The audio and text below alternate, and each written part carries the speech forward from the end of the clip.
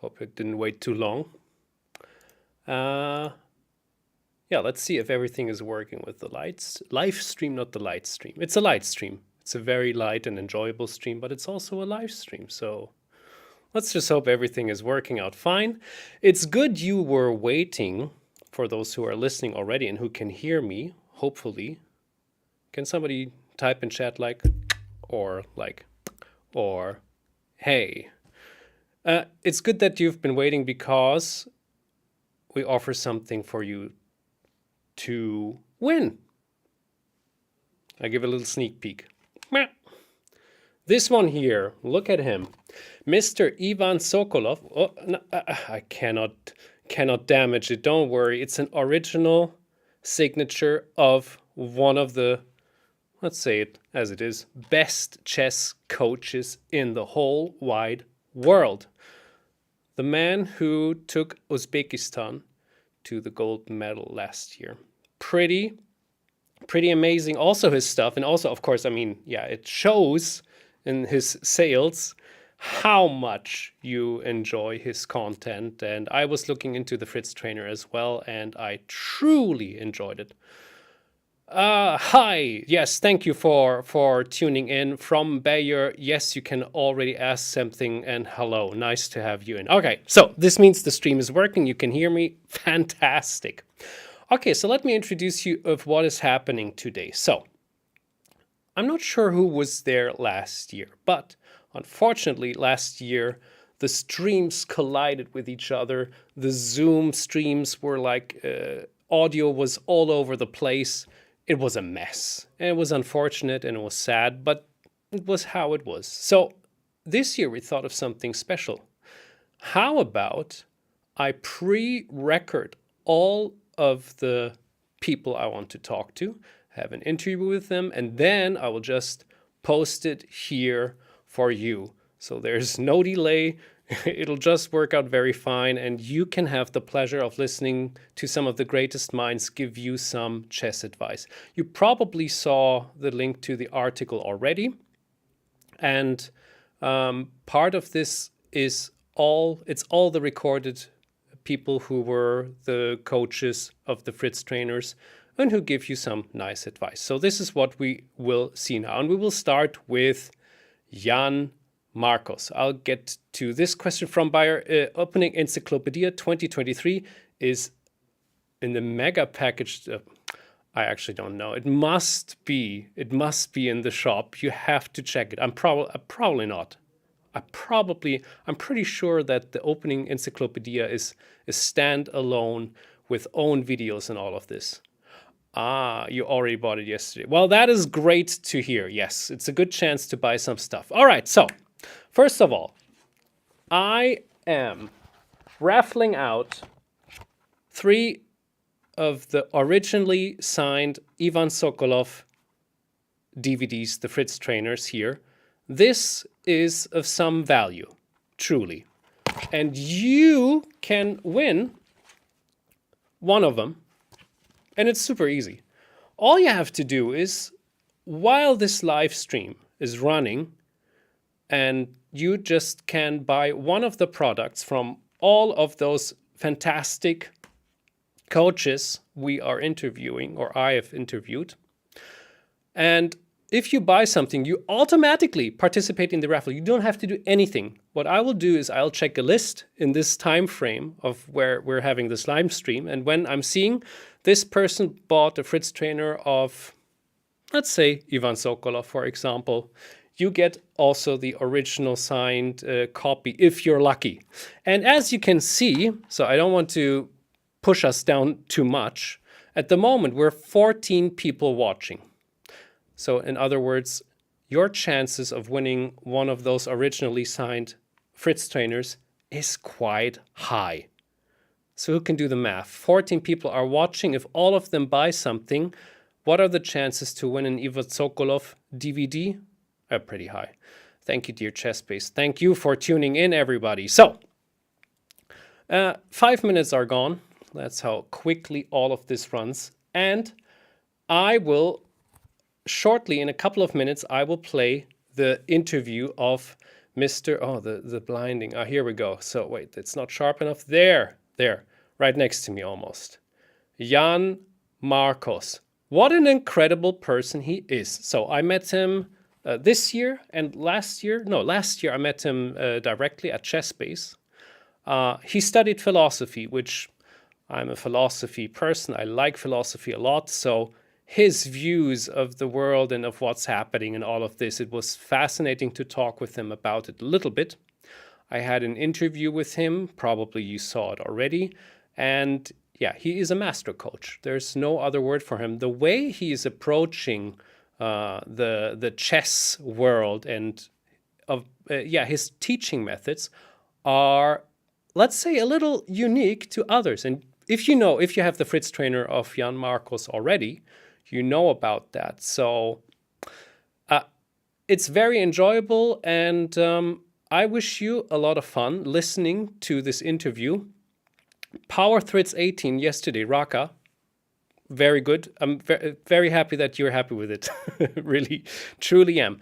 All right, so what we're doing now is we will watch me interviewing Jan Markos, and well, it was a pleasure just listening to what he was saying, and I hope you enjoyed as much as I did. After the interview, I'll be back, and I will always mention this raffle here for the people who are tuning in a bit later.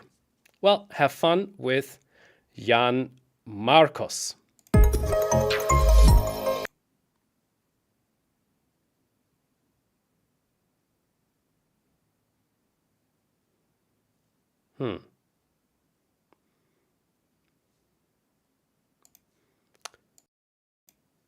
The question is, did you just hear Jan Markos? Because I couldn't see anything making any sound here. If you couldn't hear anything, that is not a good sign.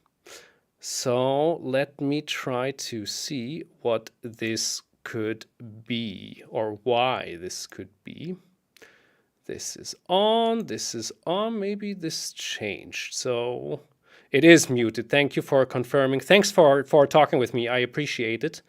Let's see. So I will try it again. Maybe the settings change, because unfortunately it just happens every now and then that the settings are changing here. So let's do this. I hope you can still hear me. Ah, yeah, this was disabled. No audio of Markos. Okay, so let's wait.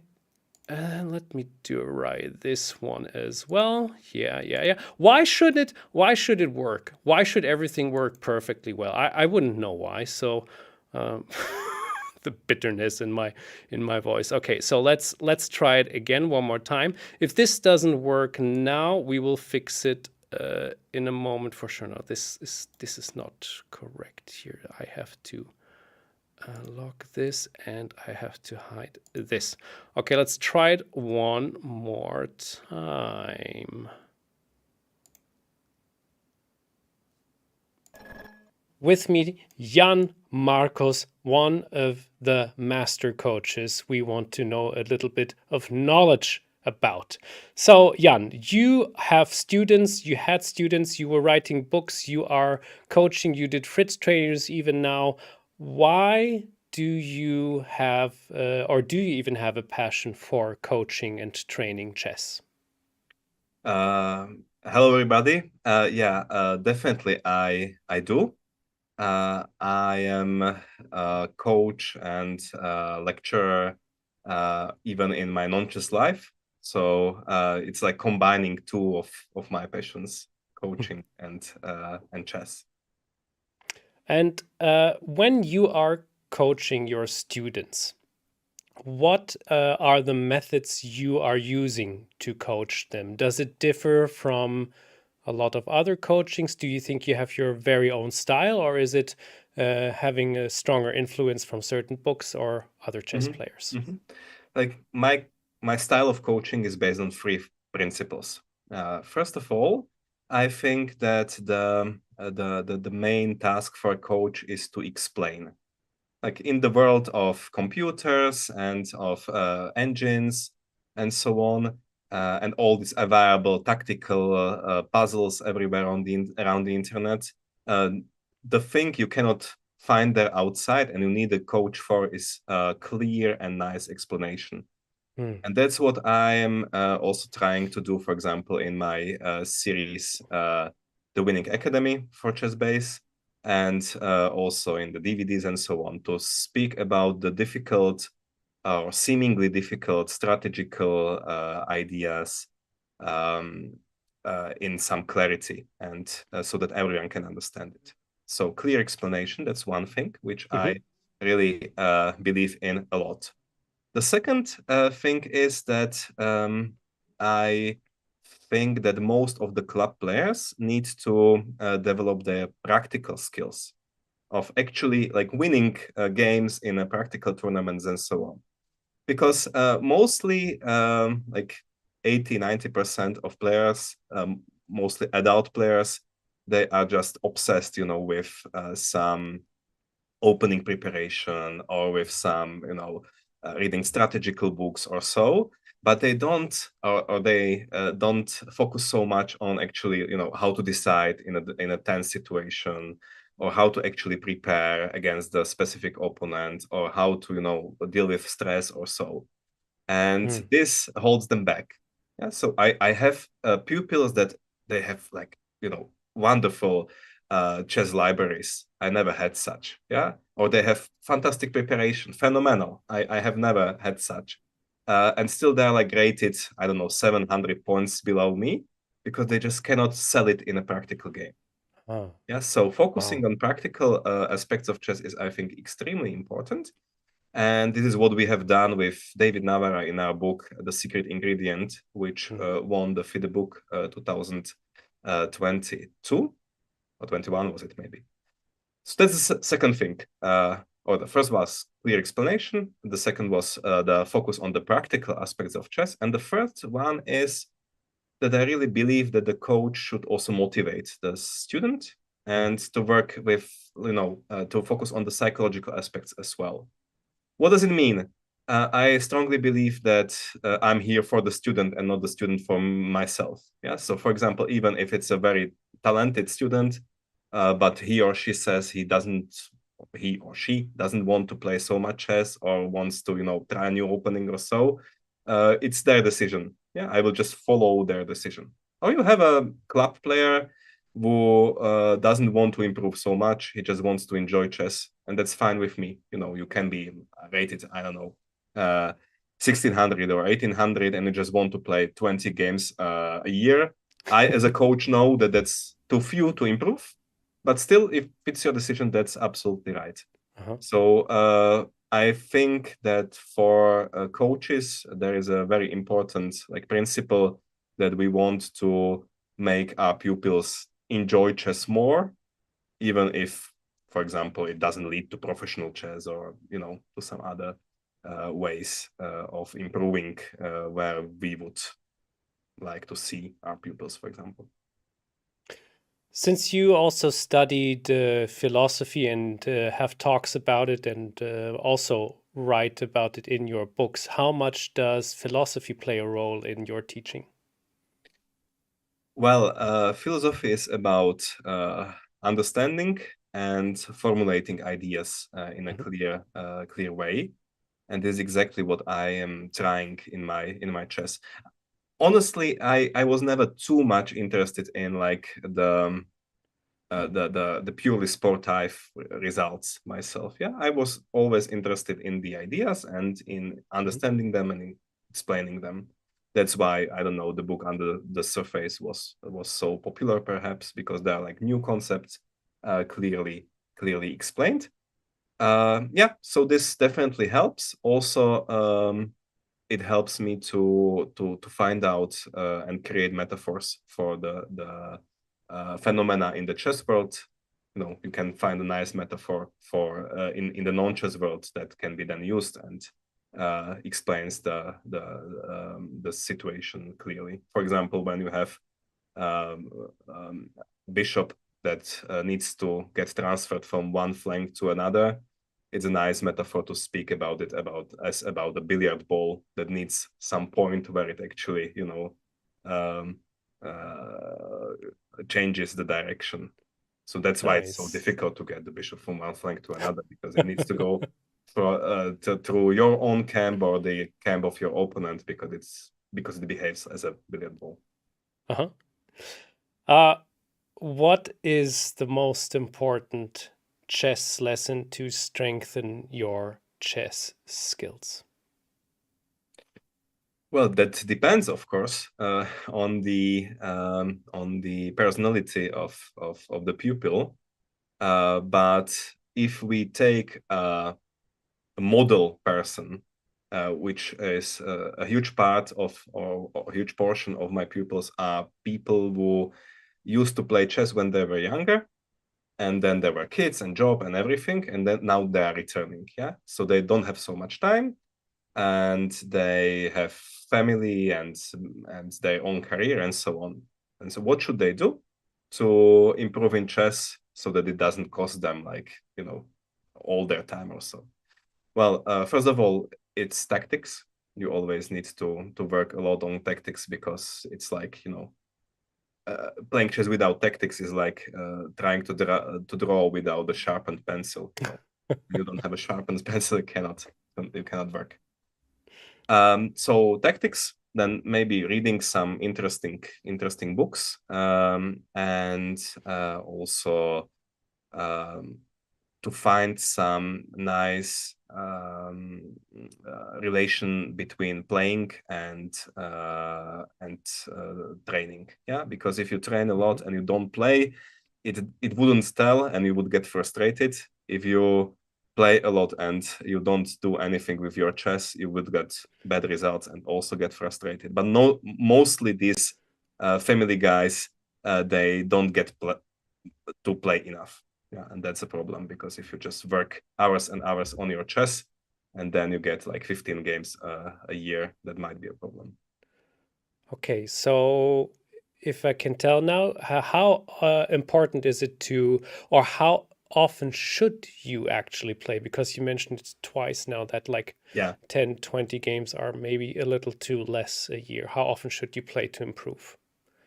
Yeah, well, a professional player, like top GM, normally plays 80 till 110 or so games per year. That's, of course, outside the reach of Sure. any people, any guy who has got a job. So that's a bit problematic. But 30 games per year should be such a minimum to hold your level. And if you are ambitious and you really want to improve and work on your chess, you should double the amount. Yeah, 60 is 50, 60 is very nice. Yeah. So, but that's usually the case for teenage boys or girls who really want to improve, and they're hoping that they might get to the professional level. But normally you should play at least, I don't know, these 30 games, which is like, I don't know, 1 league or 2 leagues plus 2 tournaments or something like that. Talking about teenage or younger ones who grow up with the internet and probably also with online gaming, how much do you think it affects the players to play blitz or even bullet games? And should they even consider playing online a lot, or does it maybe even harm them? Yeah, it's sad to say, but I'm already, not the youngest generation.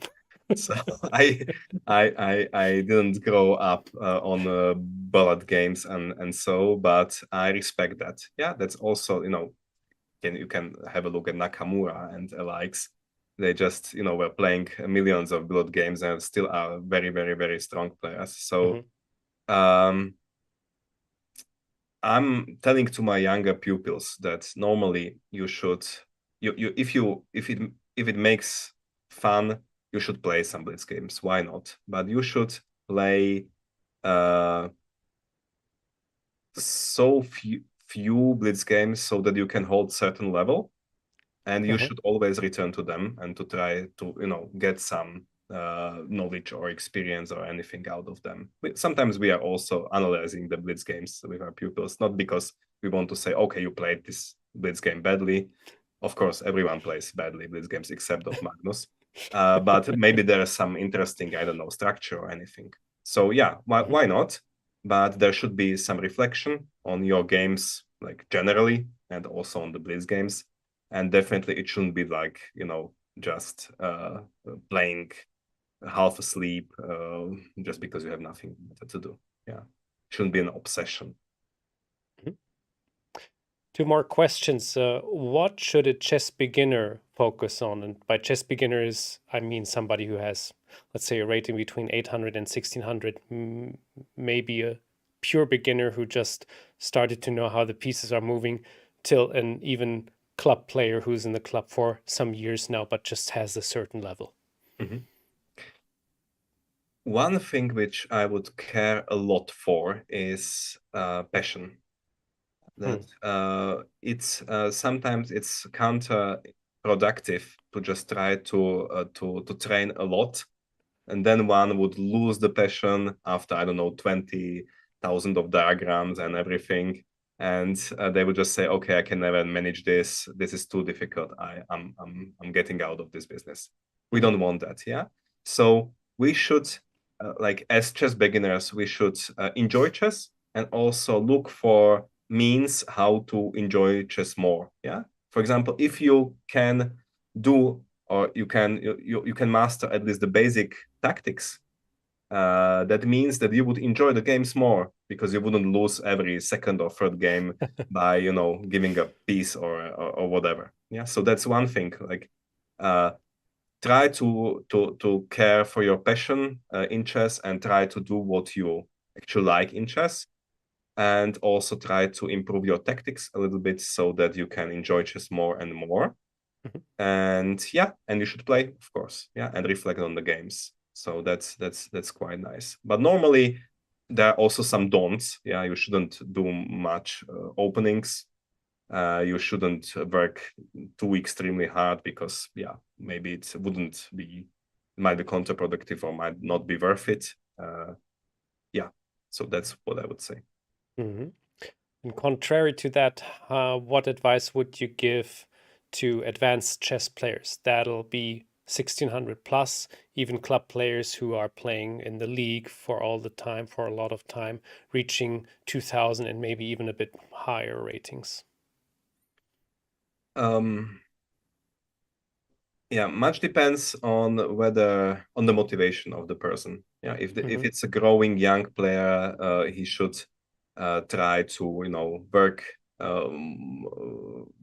more on for example, drilling tactics and things that you usually don't enjoy so much.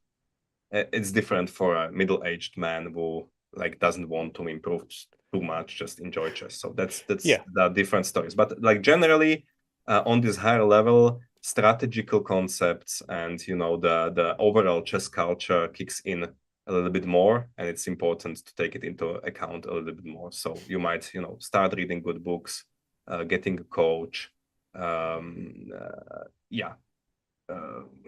also like as usual, playing and reflecting on what you played is very, very important. And here I would like to say one thing, which is quite a common mistake, that when many players, they just play a game and then they can't resist, then just go through it with the engine very quickly. And that's not how you reflect on your chess, right? You should, once you play a game, you should speak to your opponent. Then you should sit down and think about the game for yourself for at least an hour or half an hour, how much time you have, but hour is ideal. Focusing on the most important moments. Then you should speak with your coach if you have any, or somebody. That's by the way another concept that is quite good. When you can't get a coach, get a friend who is also passionate for chess, and you can speak with him. That's also quite helpful. So you have spoken to your opponent, to yourself, to your coach, and then you might check it with the computer. Yeah, because in this way you will get several levels of feedback, which is very, very nice and important. And also, once you understand that there was some mistake, you should try to generalize about it. Yeah. So not in this game ABC, I have played bishop takes f4 on the 21st move, and that was a mistake. But I don't know. I am underestimating the bishop pair, so I have exchanged the bishop for the knight, and that was a mistake. Yeah. So getting to the more general pieces of knowledge about yourself is very, very important. Jan Markos, thank you very, very much for this true insight of yours and your coaching experience. I hope you enjoyed it as much as I did right now. Thank you for watching. Jan, I hope to see you very soon again. Bye-bye.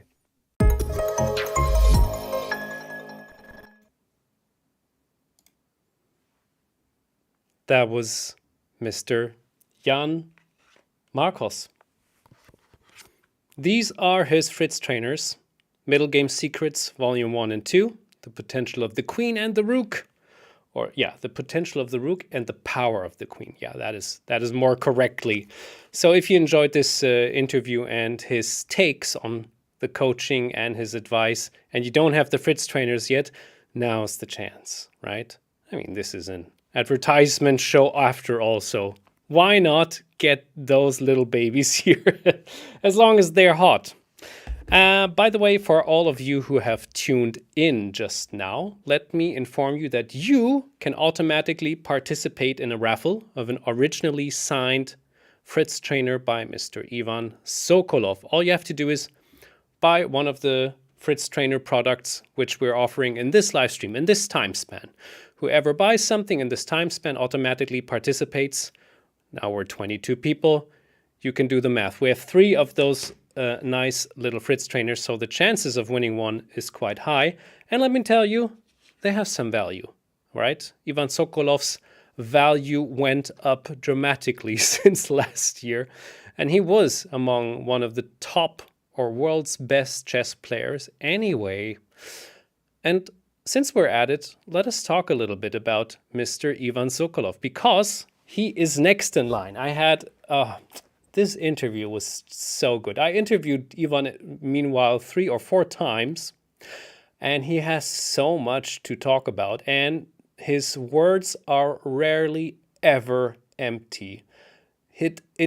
Everything is full of knowledge and advice. Everything is very honest, and I truly like Ivan a lot. It was quite funny because when we did this interview, he wasn't in his home place. He was, I don't even know where he was, but he had a training seminar. I think it was Bucharest.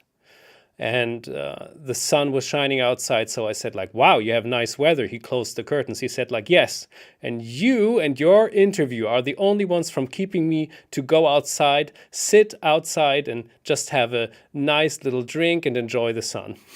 But of course he was joking a bit, but yeah, it was quite funny. Ivan Sokolov's advice for chess is, in my personal opinion, tremendously high. And this interview, which we're about to see now, and which you're a part of, it's already, just watching it makes you get plus 50 to 100 Elo points. It's really good. I liked it a lot. So, yeah. I think that's it. If you don't have any more questions, I hope you're enjoying this so far, and we see each other after the interview again. I wish you a lot of fun with Ivan Sokolov. Here we are, ladies and gentlemen, with me, the one and only Ivan Sokolov. Thank you for taking your time for this. Thanks a lot for inviting me. My pleasure to be here.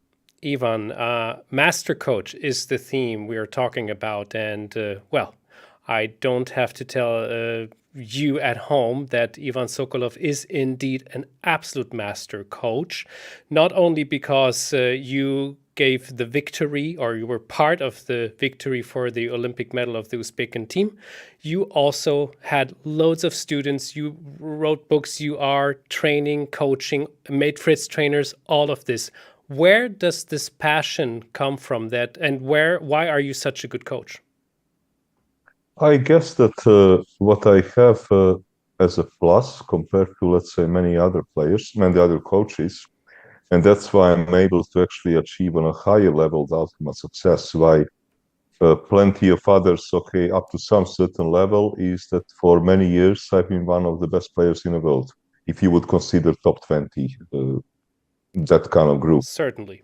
And combination of this over-the-board experience, understanding how the feeling is when you are there, when you are performing, the way of thinking, the way of anticipating, the way of dealing with the pressure, many kind of, let's say, different elements of the game.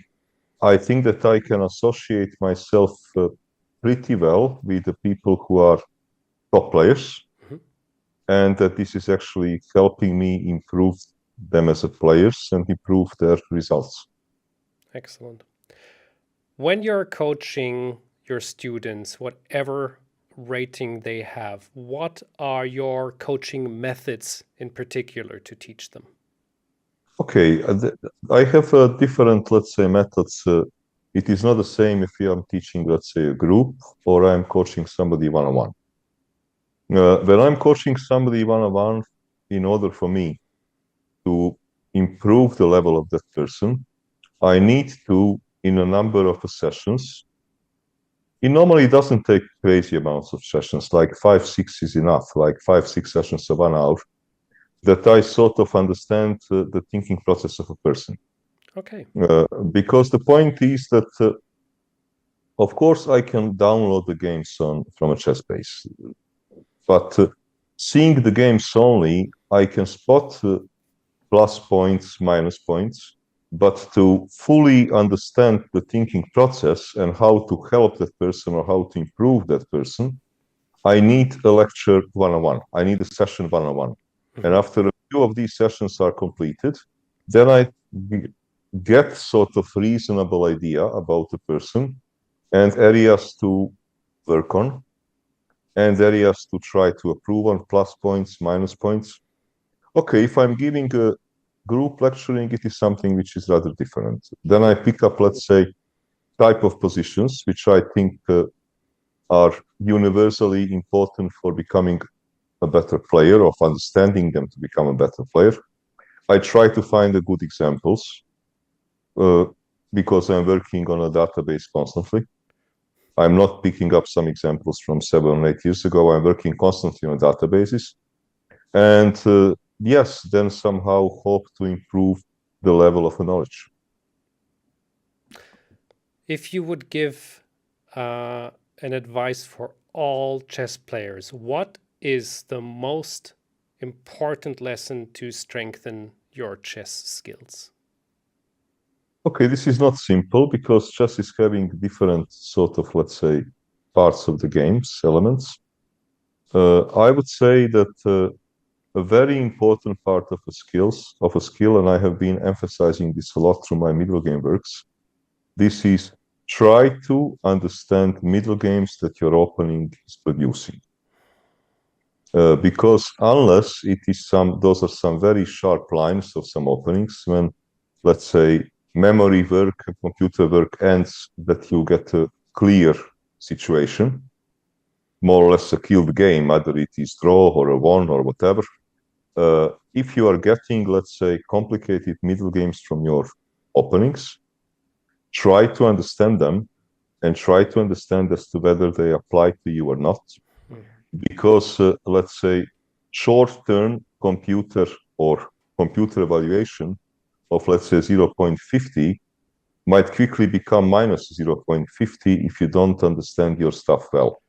So try to understand it better, resulting middle games coming from the opening, analyze it, be honest to yourself as to whether or not it applies to your style, because 98% of us, including Magnus, are not, 100% universal. Some positions we play better than the others. So try to judge it, be honest to yourself, and then apply these kind of, principles, and try to understand positions which you don't understand, and invest some time into those positions, understanding that maybe it is never going to be your greatest weapon, but that you will know something about this if you get it during your game, again, aiming to become a better player. Excellent. What should a beginner focus on? And when I say beginner of chess, somebody who just barely knows how to move the pieces, up to a club player who plays every now and then, has a rating of, let's say, maximum 1600. What advice would you give to those players? Unfortunately, I cannot give you any advice because I never worked with such players. So this is a Fair enough. kind of, yeah, this is kind of category that you need a different kind of maybe junior coaches, some chess instructors, people with a different set of skills, probably set of skills which I do not possess, or I never explored on possessing. Excellent. At what rating does it begin for you where you start teaching? This is a club player. Yeah. I think it is fair definition of a club player. This is the starting level where I can, let's say, put an added value. Can you give advice for this particular club player, please? I think that those particular club players, they can already follow this advice which I have just given. Mm-hmm. Only problem which could be for them is that perhaps they would need the help of somebody into focusing on those problems. Maybe they will have a problem, not maybe, almost surely they will get a problem applying this approach, conducting it fully by themselves. So they will probably need some sort of, let's say, their club coach or whatever mm-hmm. that is going to help in the process. Once when person is, let's say, advanced club player, I would call advanced club player somebody who is, let's say, maybe 2300. He's very much advanced club player. He's playing in open tournaments, can beat a grandmaster in a single game. Such a person can apply this process, working a large part of this by himself or herself, and then, let's say, consulting a coach from time to time as to whether he or she is moving into the right direction or using right material or something like this, like doing work himself or herself, maybe consulting a coach 2 hours per week. Hey, I have been doing this. Am I on a right track? How important is tactical training or tactic training? Okay, tactics is something which is tough to train. I mean, tough to, let's say, excel on if you do not possess a natural gift. It is tough because, let's say, you may also say that some tactical players are having problem with positional game. Mm-hmm. But positional game, if you are really spending a lot of time, you can learn a great deal of things. With the tactical training, you need to kind of, let's say, sense the moment. Sense somehow something needs to tell you, hey, there is something here. And then you need to spot the motive. And this is not easy to train if you are, let's say, not tactically gifted. But you can improve. I usually advise more to then study games where you have a lot of tactics from very strong players, to try to analyze them, and then to try to, let's say, calculate some things from very complicated positions, write it down, or if you have a coach, okay, coach will put it in front of you, you don't need to write it down, coach would kind of have perception of what you see and what you don't see, and then check what is the right solution. And here is also where artificial intelligence can help you a lot if you are working alone. I prefer this kind of system rather than to wake up and to solve 50 puzzles. Why? Because usually when you apply the method which I'm suggesting, usually it comes as a natural process of the game. So you are into the game, seeing it as a natural process. Because look, if you're playing it, it is also coming as a natural process. It is not like in a puzzle, somebody is going to dump position in front of you and say, hey, white is winning. It doesn't work this way. It comes as a natural process of the game. And that's why I'm not actually, very big fan of puzzles, even though I know a lot of people are doing it. I prefer more the method which I just suggested. Though I understand, okay, that look, solving chess puzzles and getting a quick hint about the idea and the spot motifs certainly cannot harm you. Certainly is going to advance you.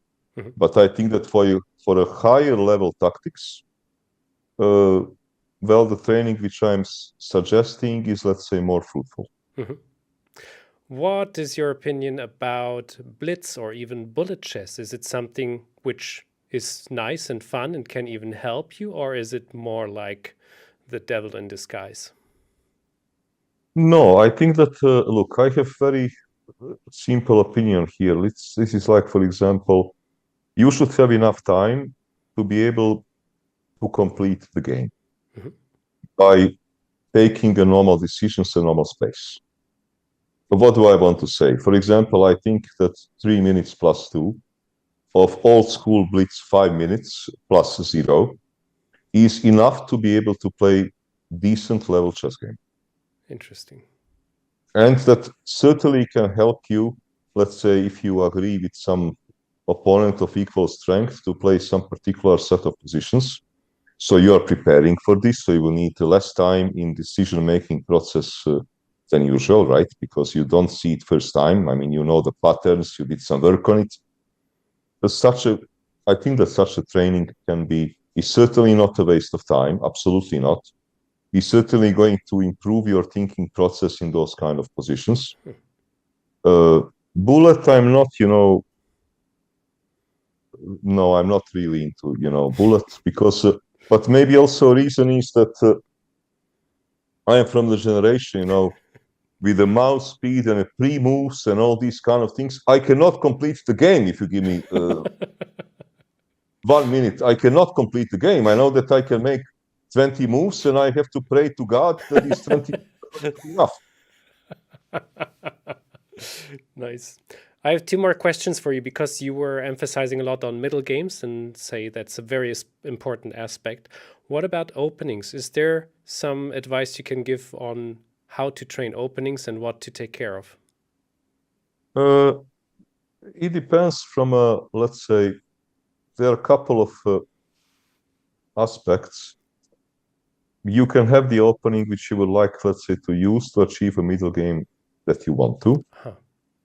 Also, if you understand at some stage which middle games you really would like to avoid, you can use your opening choice as a shield, let's say, to protect you from this, that you are most probably not going to get that. Uh-huh. And this is what, if you are smart somehow how to, build this pyramid, you can sort of do this. And okay, the pure opening choice, a lot happens to be with a person. For example, I was never fond of choosing openings where forgetting one small little detail is going to make you lose the game. Not because I was, too lazy to work. Absolutely not. At the top of my career, I was working a lot. I don't think that I have bad memory.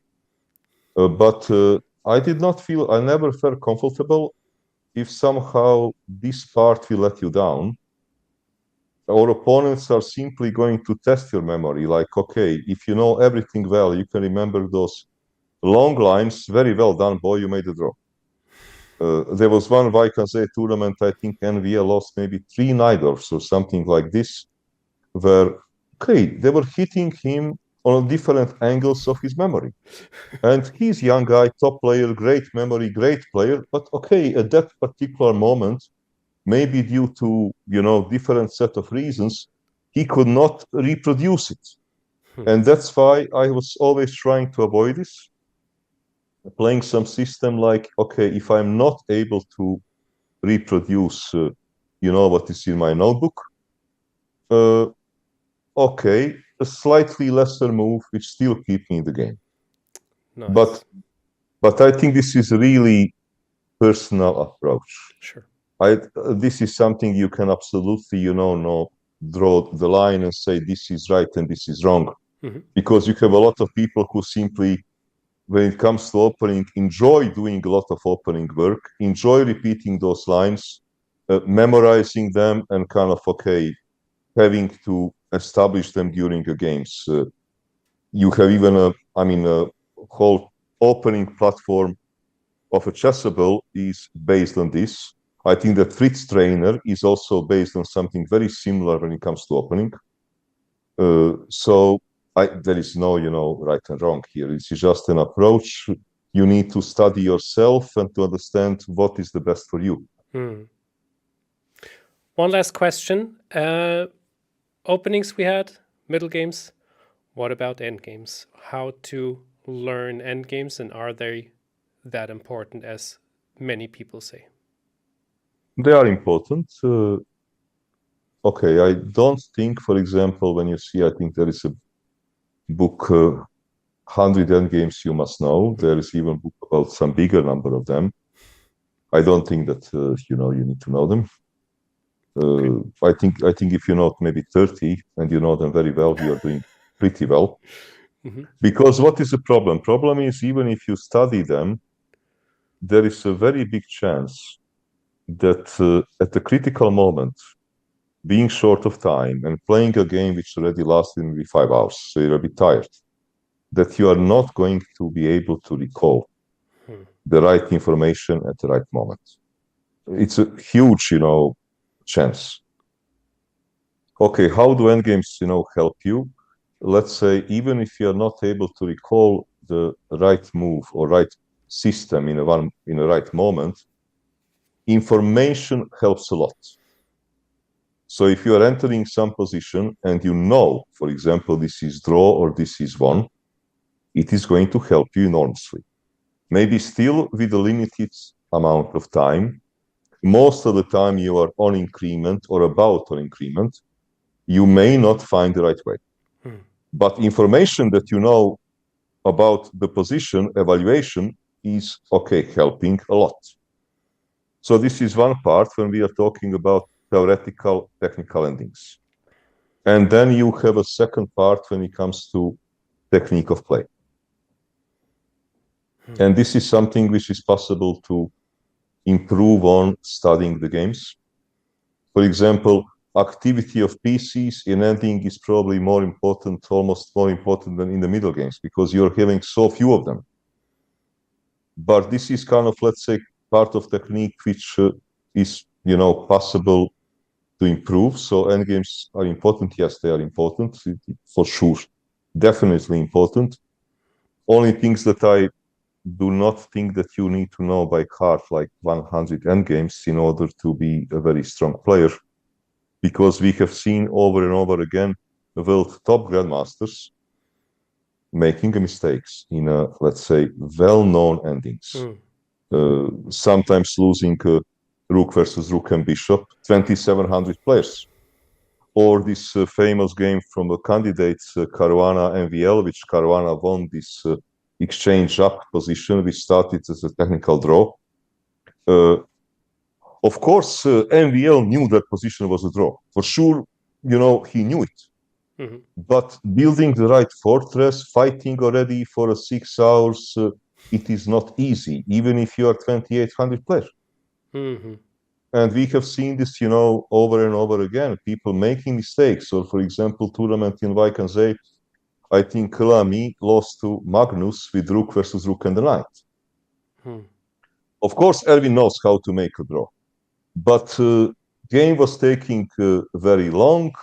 Magnus has a better energy and many different elements. And at this crucial moment, at some stage, he made a blunder.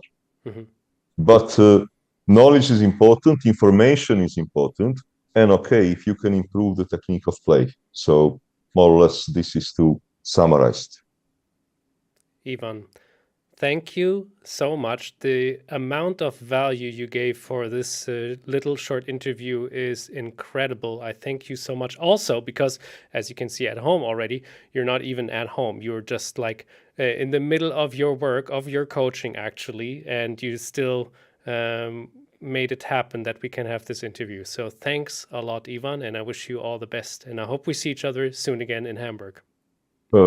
Thanks a lot for inviting me. Yes, I think that my next middle game series for the chess base is planned first week of September.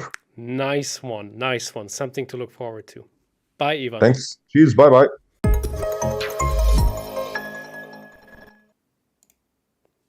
Was this amazing or what? Wasn't this like really, really cool? I'm really grateful that he was so that he offered so much insight. He didn't have to do that, but he was really open with all those tips and ideas. So if you play some blitz games tonight, you will automatically win against 50 to 100 rating points higher players than yourself. Now, this here is your raffle win. If you want to join, it's super easy. You just buy one of the products from one of our Fritz trainers, which are here in the live stream, and you automatically participate in one of the 3 Ivan Sokolov originally signed Fritz trainers. This is volume 1, 2, no, it's 3, 4, 2, 3, and 4, but it doesn't matter which volume it is. It matters that it is from Ivan Sokolov. Yeah, so that on its own was already worth everything. But there's so much more, so much amazing coaches which we have to offer. For example, Harald Schneider-Zinner. Let me get the DVDs. Now, since this is an English stream, there is a chance you have not seen his Fritz trainer yet, since they're only in German. But a little surprise, which will be offered in the interview I had with him, is you will see it yourself. It's not that long, but I met Harald Schneider-Cena last year, and he is just a wonderful person. He's always trying to help everybody. It's in his nature. He's just a helping and wonderful person. He is in many associations, chess sports association, he's trying to get chess into a new dimension. I mean, everybody who is living in Austria and plays chess knows Harald Schneider-Zinner. And almost everybody in Germany knows him. And you probably will learn soon enough who he is and what he's doing, because he's just also he's like a grand master of coaching. His Fritz trainers are remarkable, and this is a shorter interview, but it is also with loads of value. Robert, by the way, picked up Markos DVDs. You are automatically in the raffle of Ivan Sokolov's signed DVD if you did that right now. A great choice, by the way. Now, without further ado, let us listen to what I had to say and ask Harald Schneider-Zinner. Enjoy that. Ladies and gentlemen, with me today, Harald Schneider-Zinner. Thank you for being here. Many thanks for the invitation, Arne. Well, and I appreciate it a lot, because you are not like naturally born with English. It is a little bit of a difficulty at some points, but so I appreciate even more that you are still wanting to participate in this interview in the English version.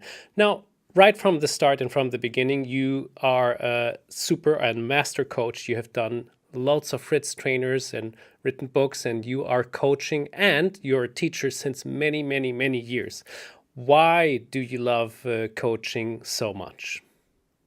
Okay, as you told us, I'm a teacher and I love to work with people and I love to work in chess. So chess coaching is absolutely great for me. It's an honor for me and a pleasure to do this, and I can do this all day long. Yeah, and I think this is something which you also feel or see when I'm watching your Fritz trainers. It is a part of this that it is very enjoyable to just look at all the structures and ideas that you implement. Now, okay, let's get into the deeper stuff. What kind of coaching methods are you using in particular? Okay, let me mention 4 keystones of my training philosophy. First of all, the basic skills have to be developed. In the beginning, that means for me tactics, tactics, tactics, some basic end games, then strategy in the middle game, and a little work on the opening systems, but little work in the opening systems. The second keystone of my training is the power of repetition. That means, we always have to repeat the main patterns, and this is often forgotten also. It is a main part in every learning theory. And the repetition helps us to save the patterns in our long-term memory so that we can use them under pressure in our most important games. The third keystone is the ability to analyze positions critically and to judge them independently. In other words, a lot of brain work and a minimalist using of engines. And the trainer selects excellent and individually adapted training material for his protege. And finally, the fourth keystone is the personal relationship between protege and trainer. This must be respectful. And a good and trusting basis for the discussion must be established. Excellent. Yeah, I think this is something which is underestimated at times. But you're also you have a lot of projects where sports and chess are involved in one and the same thing. For example, chess, tennis, and you're in the Chess Sports Association after all. So do you think it is good to have some physical activities beyond only playing chess, or do you think like chess is already a very, very strong physical task to stem? It's absolutely important for all players to make a lot of sports, because we need this to concentrate for 4 hours on the chessboard. And this was also an idea when we have founded the Chessboard Association. And I suppose this is also means also fun, and also this fun is very important. Mm-hmm. When you can give all the chess players all around the world one absolute key advice for improving their chess, what is the advice you would give? Yes, so a chess player must be able to focus and to concentrate on the position. And we achieve this by analyzing our own games and working out the critical moments in the game. Mm-hmm. And we achieve this also by analyzing model games, and most important, by training as close as possible to practice.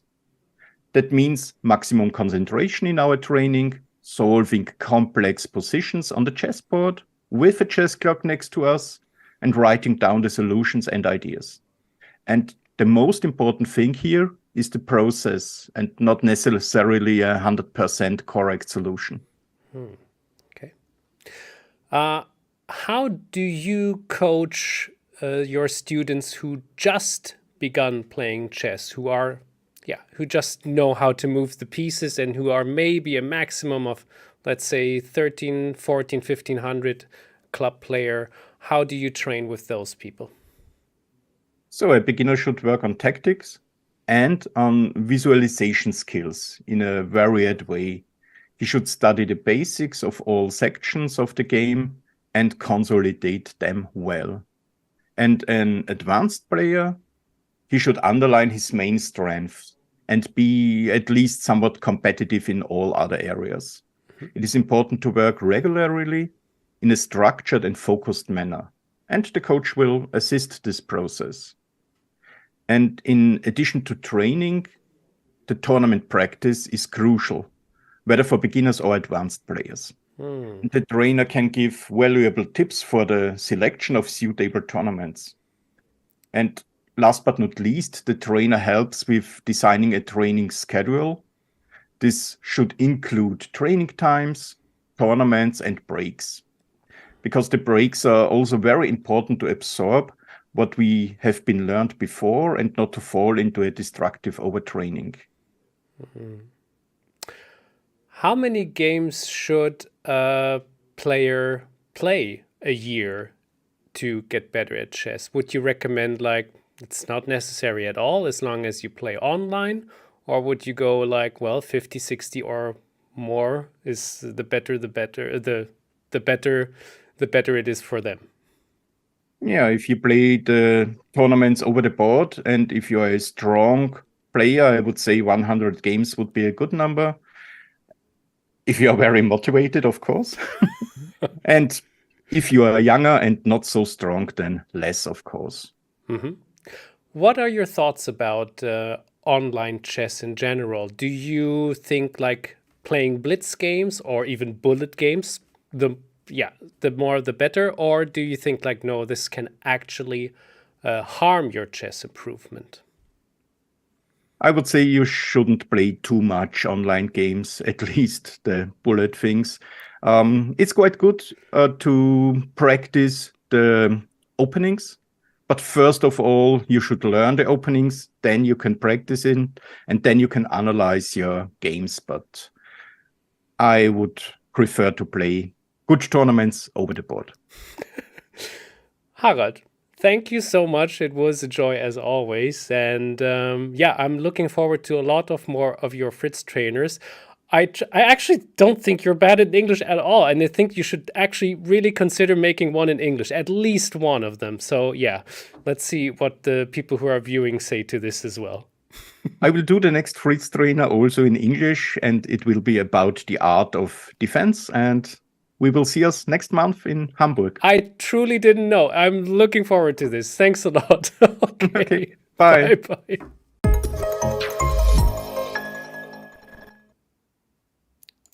How cool is that, please? It was such a surprise for me that he mentioned that his next Fritz trainer is going to be in English. That's a win-win for everybody who is watching right now. A great coach, as I mentioned, and with fantastic advice. For now, only in German, unfortunately, but soon enough also in English.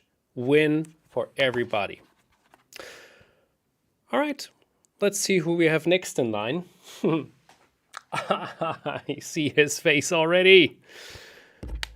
It's the one and only Daniel King. Do I even have to tell you who he is? I mean, he is a living legend who has coached people for the last 30 years or more. He has made 28 Fritz trainers. So I'm pretty sure if you have a couple of Fritz trainers already, you also have one from Daniel King. Why do people like him so much? He is absolutely straightforward. He's not talking around the subject too fuzzy. If you go like, hey, how's it going? How's the weather? He would rather go like, listen, shall we just play a game? Use our time, which is valuable for some really good other things. He is busy, he's hardworking, and he made some of our most best sold Fritz trainers. And word by mouth is another thing which is happening with Daniel King. So people who already have his Fritz trainers, who saw his streams, who are watching his YouTube channel, just go to somebody else and listen. Have you heard to Daniel King? Listen to him. He is really giving good advice. And in the interview I had with him, when I have the question which I asked every single coach, what is the greatest chess advice you can give to the people?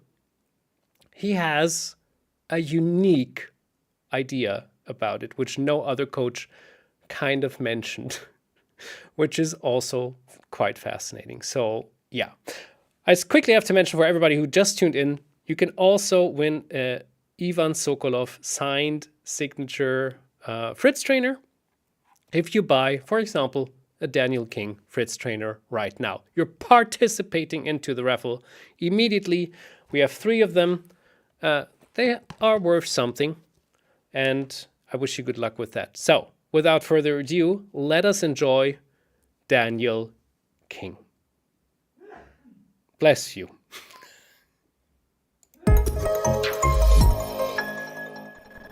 With me, the one and only Daniel King. Happy to have you here.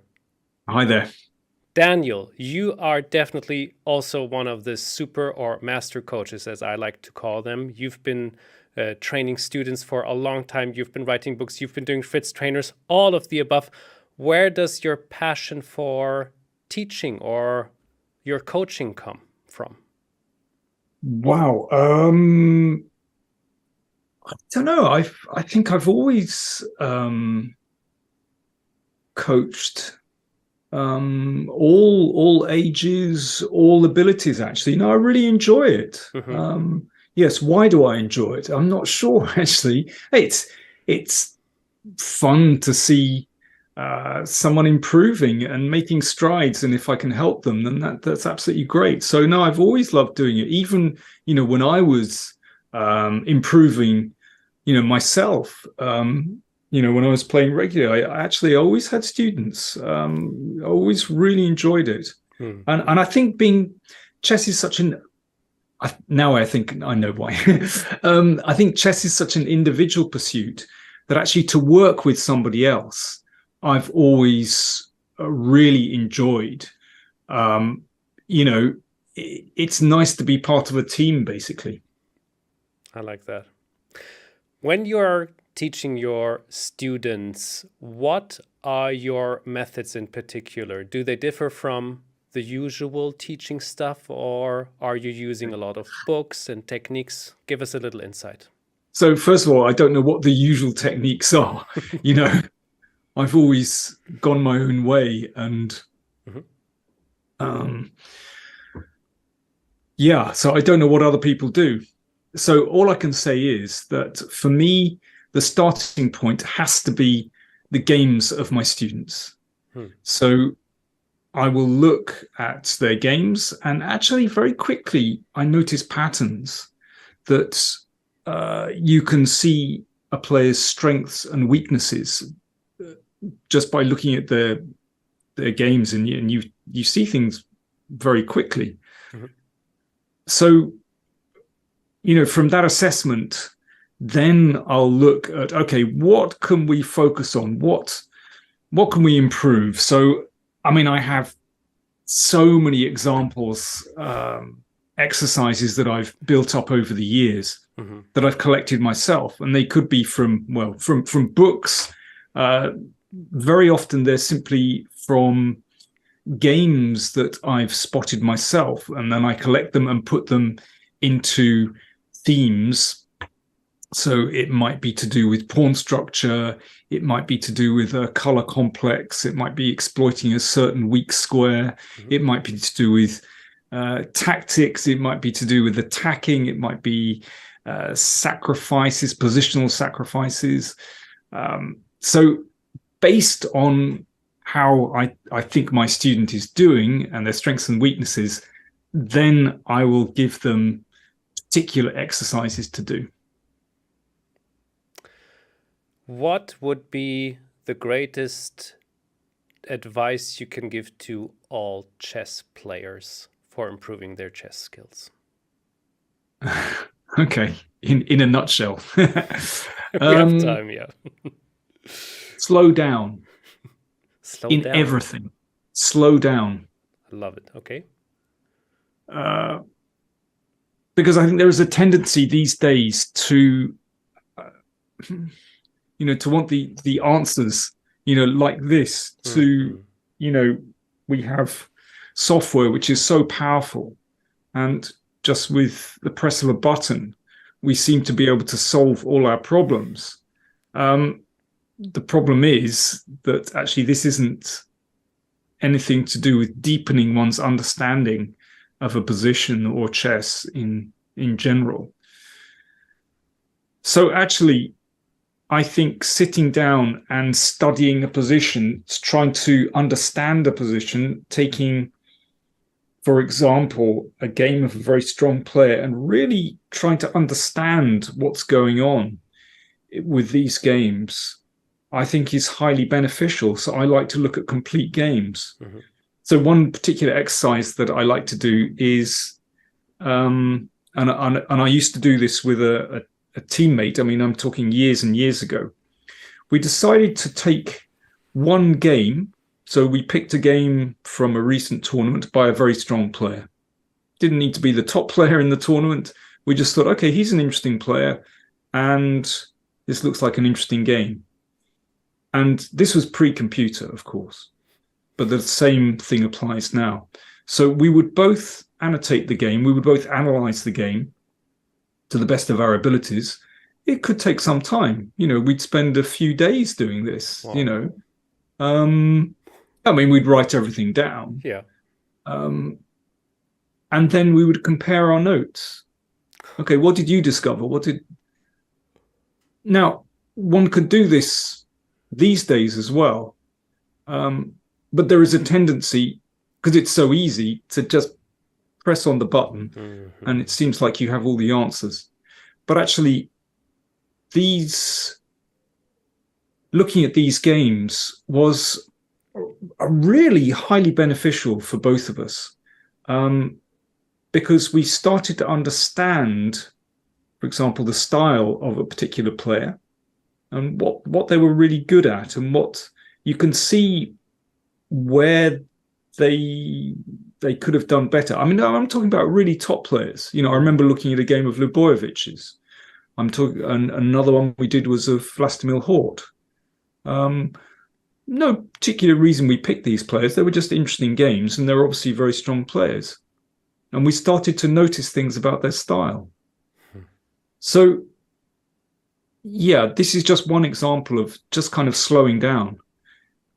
I would just tend to push the computers and the engines out of the way and try to really understand something yourself. This takes time, but chess is a complicated game, and it deserves some respect. So these are just some of my methods I use. Yeah, absolutely. Let's get back to engines, because of course this is quite interesting. I get your point of view about this. Now, looking at all the younger players, and as you already mentioned, the time we're living in right now, they are basing most of their training on the engines. Now, your advice is to slow down, and I really understand that, but do you think that people who might slow down will get a disadvantage because the people who study with the engines have this super engine knowledge, study all those lines, get into all the analysis because it is so easy and so quick? Okay, I think perhaps you're referring to openings, maybe? Yeah. Yeah. Okay, well, one thing I would say is that it depends what level you're playing at, basically. But I would say for most club players, yes, it's good to have an opening repertoire, obviously. But the kind of depth that one needs to go into compared to a professional, or even let's say 2400 player, it's not necessary. And I think what's actually more important is to have a really good understanding of strategy in a particular opening. And this is something that I've always done, and I think it's still very valuable, to collect kind of model games in a particular opening that show a particular strategy. And that's a kind of blueprint that you can base your play on. And I think, of course, it's valuable to know particular variations, but I wouldn't put the most important. I wouldn't stress this.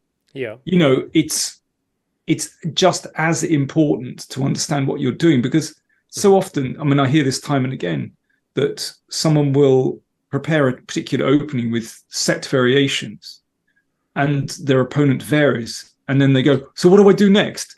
Well, if you don't have an idea about strategy, then it's difficult. So it's the combination of these two things that's actually very important. And of course, it depends how much time you have.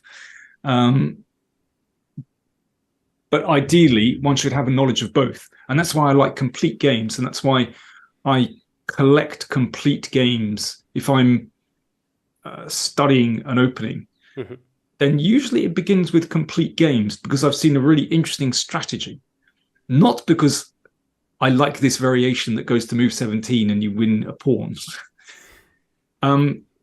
it's about strategy. That's what really appeals to me. And I think that's how we get a deeper understanding.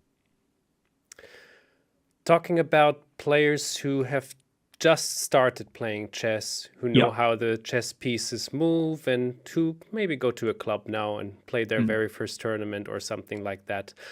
What would you recommend for them to get better in chess in particular? Well, again, this is coming back to my overall advice of slowing down, not to play too much blitz, actually.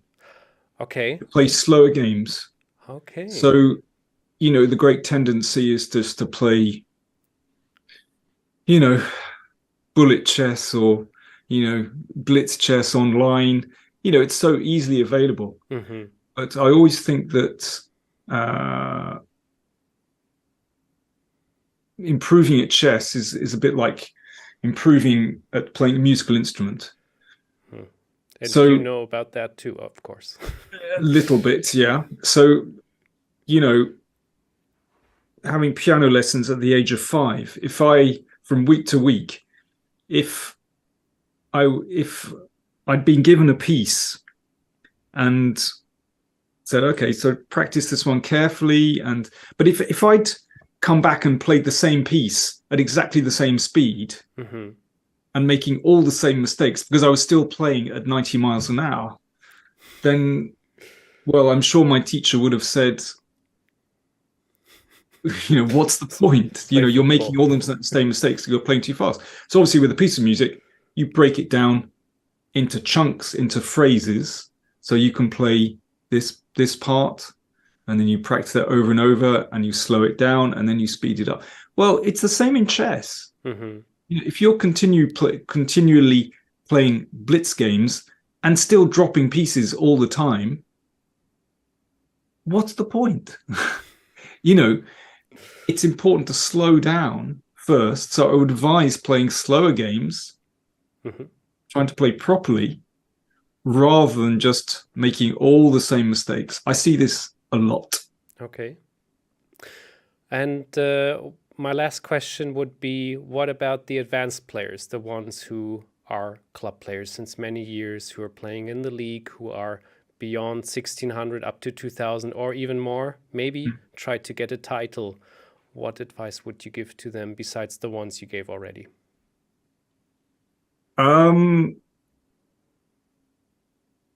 I think what I've said already is enough. Actually, I can't think of anything more. I mean, fair enough. Yeah, I think the overall motto is slow down, and one can't expect success overnight. I like complete games and studying complete games to get a complete strategy. Yes, and you can and that's kind of a starting point for me. So for you at home, you've seen the Power Play show hopefully already a couple of times yet, because these are often enough complete games from the beginning to the end. And it's very, very entertaining from the beginning to the end. Let me quickly ask you another question which came to mind. Yeah. So I just want to get this straight. Online chess, also one easy thing, and also, as you already mentioned, often bullet and blitz are the things to go to. In general, if people or if your students play online chess and you give them the advice, maybe try over the board for real or something, do you think in general that, because for me particular, I played a lot of online chess when I was around the rating of 1400, and then I made a big jump to 1800, but I didn't do anything else than playing online, and a lot. So it worked in one direction, but I am also at this level of 1900 and cannot get much further. So can it help in circumstances, or do you hit the wall at one point? As you said already, you see it often that you make the same mistakes all together all the time if you don't train. Yeah, I think that is a problem. But I also think that online chess is such a different experience and basically such a different game to playing over the board chess. And I know many people who have only played online and then make the switch and then are completely shocked by over the board chess. because it's more intense actually. Mhm. And when you're playing, a slower game in a club, the games matter more. You have more invested in them. When you're playing online blitz, and you can play one game after the other, and okay, you drop a piece, next one, then you have less invested in them. Now, the great advantage is that you're able to play at any time of day for as long as you like. And, that's the ease of it. But the ease of it is also the problem. Very wise words indeed. I have to quickly mention one tiny anecdote which a friend told me when he went to school, and it's a teacher, the friend of mine, and she saw two kids and they said, we want to play chess, and she said, oh, that's great, like get the board. And they said, what do you mean the board? We just need our phones for that. Yeah, exactly. So I don't want to dig too right into this. Thank you so much. They're two different games now. I think this is the point. Yeah, absolutely. Daniel, thank you so much for doing this, for your great advice. For you at home, you know what to do. It's discount day, and I hope I see you soon again, Daniel. Thanks a lot. Okay, thanks. All right, cheers. There you have it. There you have it. And people already in the chat confirm why so many people enjoy the work of Daniel King. No shortcuts. Chess is beautiful and it's uneasy, and you have to take the long route, and it's worth it. Slow things down, and the more you can really concentrate and focus on that, you better get in chess. Here they are. This is just one. There's 28 volumes with the King's Gambit, with every piece almost. If you enjoyed this, always, every discount, every time we have the discount day, there will be a couple of people who will get the complete collection of Daniel King. Yeah, it's a good offer after all. And if you do so, you have the chance to take part in the raffle of a signed Fritz trainer by Ivan Sokolov. You just buy it in the time the live stream is. I will check the times of the people who bought some of the Fritz trainers, which we are talking about here, and then I will send you this Fritz trainer if you're lucky enough. Talking about complete collection. This young man, he's actually a doctor, Karsten Mueller. Equally loved by so many people, just like Daniel King. I have done a lot of endgame shows, endgame magic shows with Karsten, and a lot of interviews, and even the Christmas calendar, and loads of stuff, because I just love this guy. He is a genius, which is quite fascinating. So his mind is far quicker in loads of subjects which I cannot even touch. He understands chess, some parts of chess, so much better than any person I've ever met before. He has a great sense of humor, so we're laughing a lot, which is very nice too. I always like that. And he's one of the greatest endgame masters in the world. Simple as that. He has a whole collection of endgames, which you are also available as a Fritz trainer.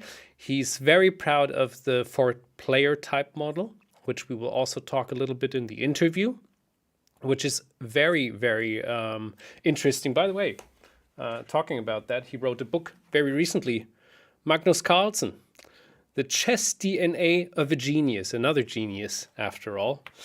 So, yeah, he's writing books all the time too. And he has, of course, everything laid out perfectly well. So even when we had this interview, he knew what questions I was giving him. And he had his notes, which he looked on perfectly well. So he can get his information for you, which has so much value, better to you. And then I asked him a little bit of improvised questions here and there, and that made him a little uneasy. But after all, he also shows us a beautiful 3 examples of endgames. So we will switch around and you can replay them on the board. You don't have to set up many pieces, but if you have a chess base, if you have chess base, that's good. But if you have a chess board in front of you with some pieces, you can set up the pieces and think for yourself. Slow down, Daniel King. And now we're going to Dr. Karsten Mueller. I wish you a lot of fun with this interview.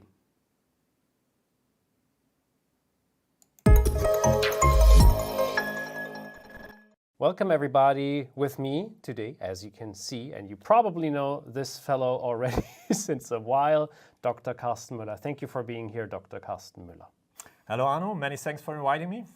So, my first question is, I consider you definitely a master coach because of how many endgame magics have you had? At least? About 240. Oh my. Okay. Now, let me ask you, can you name 1, 2, or 3 people who you, like some of the strongest who you were coaching already in your life?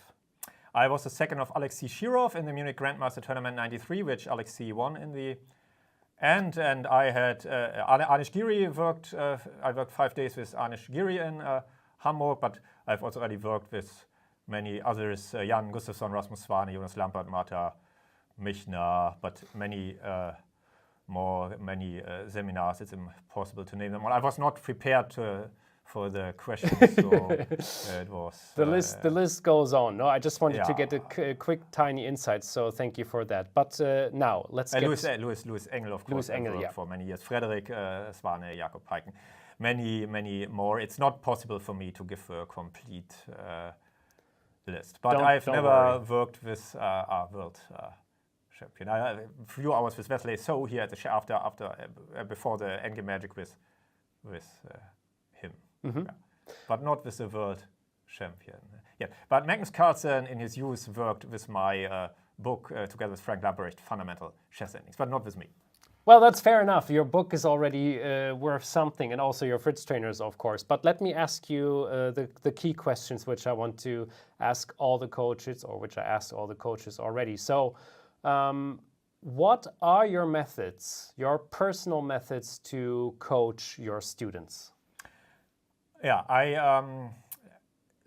we analyze together their games, or they make an analysis and show it to me, and then we look at their weaknesses, and then I design something against them or prepare material. Opening databases only from time to time. Usually, in the old days, I gave my young students my databases, but it was long ago, and nowadays they are simply not good enough and too old, and I don't work on openings anymore. So, but usually when they come to me, they are already 2,200 on the way into International Master or Grandmaster. They have already solved the problem, and they didn't ask me to help them with their openings. But of course, from time to time, we look at the games, and then this looks suspicious, and then we shortly look at the database, or I ask them to. I give them some hints or ideas. Then player type questions. Nowadays, I also like to discuss activists, reflector, theorist, or pragmatic, and then what player type they are. Does it make sense for them to get universal or to put more money on their strengths or whatever? I like to discuss the model at least once with the students to open new perspectives for them. Then against players which are weaker than me, it makes sense to play certain positions, like from Jakob Aagaard's positional play. I make games with 6 exercises against the students, and they have to win 4-2 against me with 20 minutes plus increment for the whole 6 exercises. If you're saying 4-2, what does that mean exactly, please? Yeah, we just play, and then I resign or don't resign, and for the 6 exercises they must win 4-2 to win the competition. Now I got it. And in the games they will win a prize, or they will... Jonas Lampert always wanted to win blitz games against me, so... Yeah, usually when the students come to me, I win these competitions, but after 2 or 3 years they start to win. And this is a good sign for me, of course, that progress is in the right direction. That's and nice. Then I see what they... I see how they approach these competition situations. Interesting. Then, of course, we look at books together. Aagaard books from the Grandmaster Preparation, Reis Dvoretsky books. If I write a new book, from time to time, I look at the book or at the preparation of the book with students when it makes certain kind of sense to, Okay. or at my Endgame Magic material with Louis Engel or Rasmus Swana, I looked at many times at such preparation for endgame material, but also with other. It's also good for me because I have then the human perspective more than when only preparing it with a computer. Very good. Of course, tactical exercises I give to the students, or woodpecker method I like a lot. When they have tactical weaknesses, I advise them to do the exercise or to do a book or set of exercises, and after 4 weeks the same set again, the same. Okay. And then when they have really reached, get it in your head. yeah, and when they can get it quickly, like Axel Smith and Hans Tikhanen, give it in their book Woodpecker Method. Okay.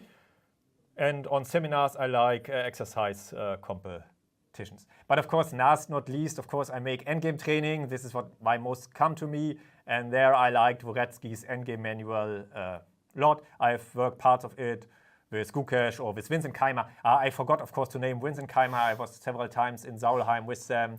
And it was very nice, the family. And they cooked for me, and I made endgame training with Vincent Keimer. It was absolute field days for me, but it's already, of course, a few years ago. But even then, in the blitz games, this was not such a good idea for me. He was already stronger than a lot of people you played against. Yeah, for example.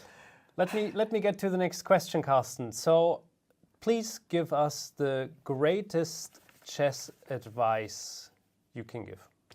Yeah, well, this has no answer, of course, but chess is a concrete game, and so you have to be able to calculate lines, and if it's not, then you should train that. And this is the main thing. One thing it would be use the woodpecker method, do calculation training. You can also look at pawn endings or certain end games and do that. And this certainly is by far the most important. If you can't do it, then you won't become international master or international grandmaster. And this can be trained.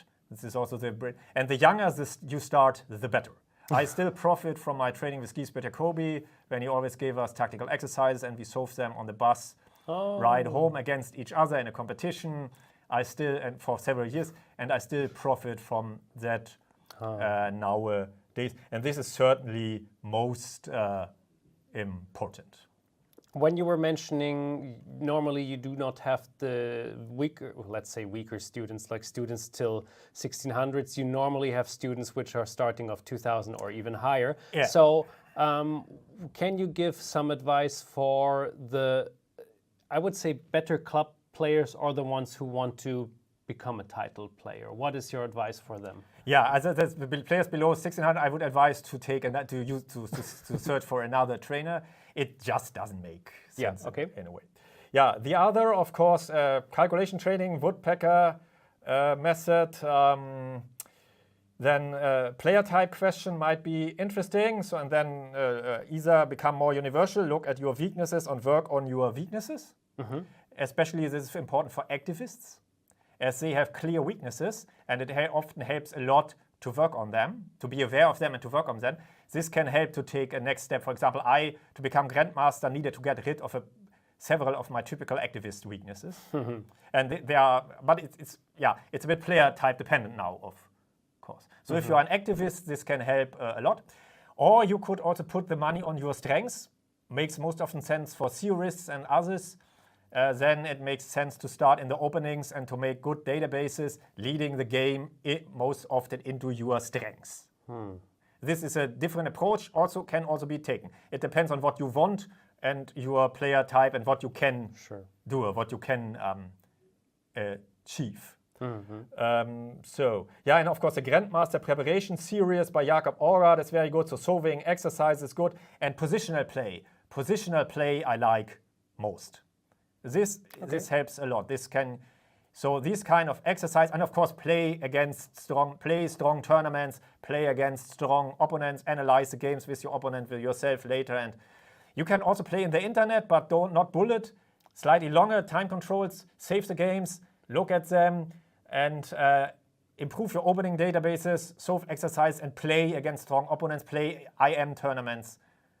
Yeah, this also, chess is a game after all. I also had some training sessions certain players who were too academic, in my opinion. They only worked on it. This also is not the approach. Chess is a game. You also have to play enough games each year against strong opponents. How many This games, also- roughly? What would you consider? Yeah, very tough question. Maybe between 60 and 120, depending on your Wow. yeah, depending a bit on your aims, on your time schedule, and Sure. but of course but most important is enough games against strong opponents. It doesn't help if you are 2,300 and want to become international master, you need games against these international masters to get there. Interesting. Nicely enough, you brought us some endgame examples, so I'm very happy to present them to you right now. Some absolute basic knowledge you need to know and which I still don't know myself. Yeah, but the point is just to show that endgames are different. Yeah. And in endgames, you need concrete knowledge. And you should acquire that. Not as, but you can really see as beginner, not. But if you are a club player with 2001 or with 2000, then you should work through the Dvoretsky's endgame manual and you should have and get this knowledge. You should invest the time. It's not as much as your night of databases, you will see. It's just time investment. And it's not so difficult after all. All right, so this is the first example. Yeah, endgames are different because knowledge plays a much, much larger role than in the middle game. Okay, in the opening you should have knowledge of your opening databases, but everybody has his own or her own databases, so it's just a different business. In endgames it's different because there is knowledge we should all have. It's a bit like a mathematical theory. And then here we have pawn endgames and certain rook endgames and other basics you should know, but there are maybe 100 positions or not so much you should know by heart. And then there are certain guidelines and certain applications, and given all in Dvoretsky's endgame manual or on the certain endgame DVDs, you should know that and repeat it from time to time, and that's it. But it will never change. Filidor, Vancouver, Chena, rook endgame position will never change. If you have them, you have them. Okay, and here I want to explain certain concepts to show you that's important to know the motives, the names, and how to apply it.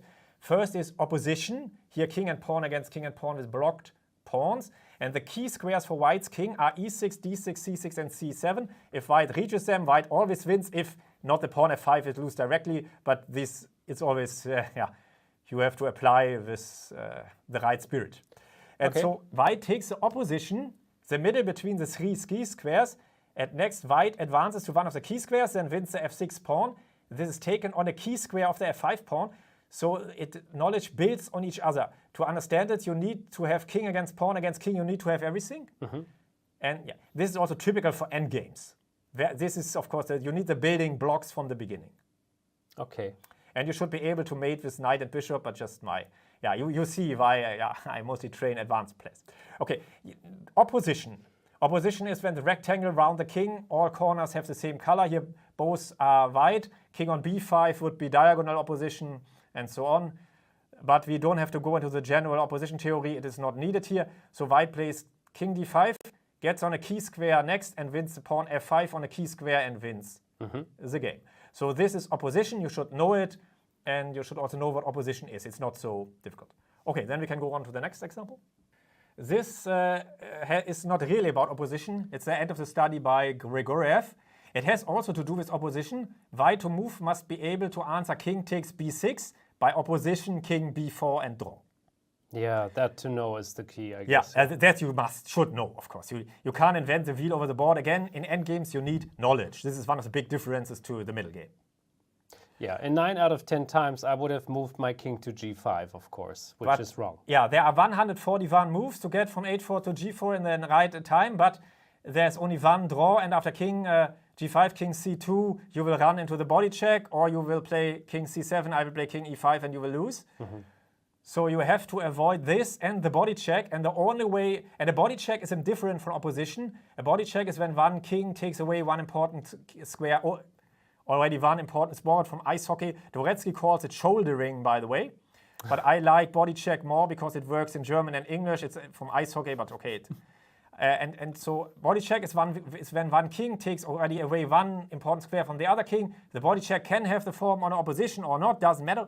And here's only one way to avoid all body checks, and it's not king g5, it's king G3. Yes. The king must take the road to E1 to B4. It's the only road to avoid all body checks, and it's the only way to draw. And it's also, this has mathematical beauty in a way. Yeah, chess and mathematics is a typical topic, and it's most often always seen. Most often seen also in endgames like here. Yeah, and here this is one of my most favorite studies.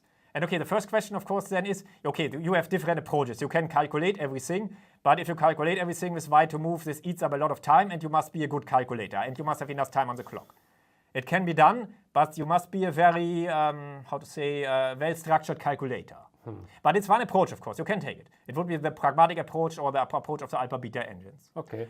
Or you could ask yourself, it's an endgame. Is it about opposition or about a body check or about other known endgame motives? What do you think?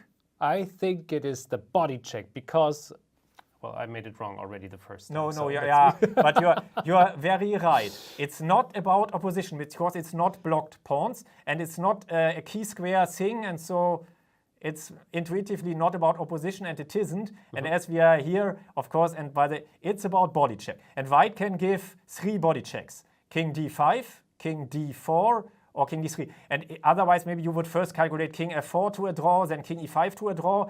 This you would maybe do first. And then you would look at the body checks, and then you have 3 body checks. And which is the right body check? It is king to d4. Because king d5, king b4, and I'm in time is a counterplay, and you don't give a body. King d4 would be a body check, but king d3 is, and you are not going anywhere. And king d3, king c5, I can already defend passively. So it must be king d4, king b4, and f4.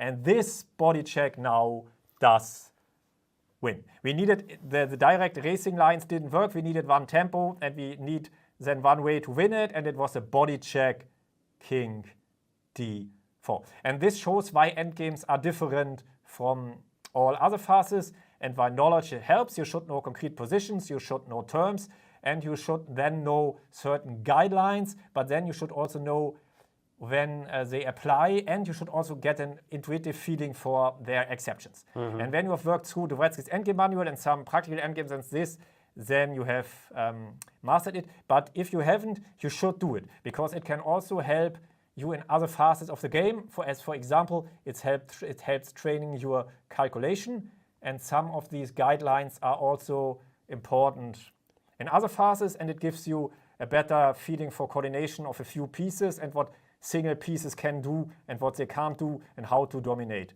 them. It can be seen more clearly in the endgame when there's only one piece. You can dominate it easier than in the middle game, but it nevertheless plays also a role there. So it can the endgame training can also help you in the other phases of the game, but I didn't, of course, answer this on the question of the most important training method, because I see that that is this one training method, but probably not the most important, but the most beautiful maybe.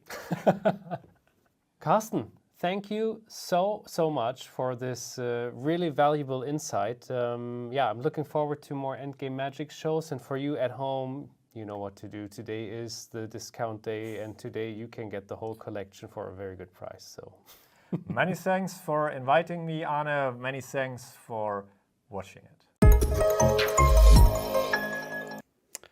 Karsten Mueller, everybody. What a joy it was to have this interview with him.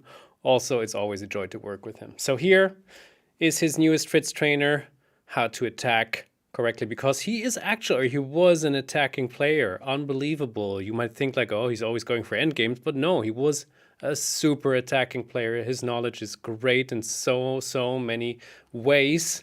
So get it now. You know what to do. Also, for those who have just started watching us, you can automatically participate in the raffle of the Ivan Sokolov Fritz trainer. It is originally signed. This is how Ivan Sokolov signs, and you can participate in this raffle. We have 3 of them. I will send one of them to you in the next week already. If you buy one of the Fritz trainers we are talking about right now, just like Karsten Mueller, the attacking or 4-player types, or one of his countless endgame DVDs or Fritz trainers. Goodie. Who's next in line? Somebody else from Hamburg. I'm very excited to introduce to you Dorian Rogozenko. So, Dorian, what can I tell about him? First of all, he is an absolute, I mean, everybody is an absolute lovely guy who, all the coaches, all the people I'm talking with, they're just lovely. But Dorian, I think I have a very special, nice relationship with him because he grew into my heart, and I think it's vice versa. We understand each other quite well. We were talking a lot, and it's a joy to talk with him about everything there is because he has a very good knowledge and he understands how to live life. Now, besides that, Dorian is one of the hardest working chess players I've ever met. His coaching is straightforward, absolutely clear. He knows exactly what he wants to do. He's using his time perfectly well, and this is why you at home also enjoy his Fritz trainers so much, because he just wants to make them really great. He wants to make them understandable, enjoyable for everybody, and of course that's just something very nice to look at then, right? If there's on the other end, if your coach just really puts the effort in and tries to give you the best possible advice ever, that's a good feeling. So, and this is how you feel like with all of his Fritz trainers after all. In the interview, he's also showing us one tiny example. He's going so much into detail. I have a hard time even keeping up with it, but I hope you can do a bit better than me. Yeah, Dorian Rogozenko, I truly cannot recommend you this any more than right now to get it if you don't have it. Chess classics, games you have to know. Daniel King, for example, would love this because he's also one who is enjoying the chess classics a lot. Yeah, Dorian Rogozenko, have a lot of fun watching this interview. With me now, Dorian Rogozenko. Did I say it correctly? I'm sorry. No, it's Rogozenko. Not okay. Rogozenko, I'm sorry, because in our German version, which we just had before, I said the name, I think German-wise correctly, but now it's Rogozenko. Yeah. So, you are definitely a super coach, a master coach, because you not only have trained the national team, you have brought highest level chess to so many people. How did you grow into the coaching? Maybe I was also influenced by my own coach, late coach Vyacheslav Chebanenko, because he would look at some essential things in chess very originally in his own way, and probably somehow I was also influenced by it. And generally, I always wanted to analyze some things in chess on my own, and then I was playing in different teams, and then my Romanian team, where I became captain, those young people wanted to some advices, so I started to give advices, and so this is how it slowly it began. Actually, this is maybe also the way now I'm thinking how my wife used to play chess, and she played in our team, and I prepared her for first for the games, and then generally, and this is actually now it influenced my somehow my power. That's so nice. Yeah, I completely forgot about it, but now I'm remembering it.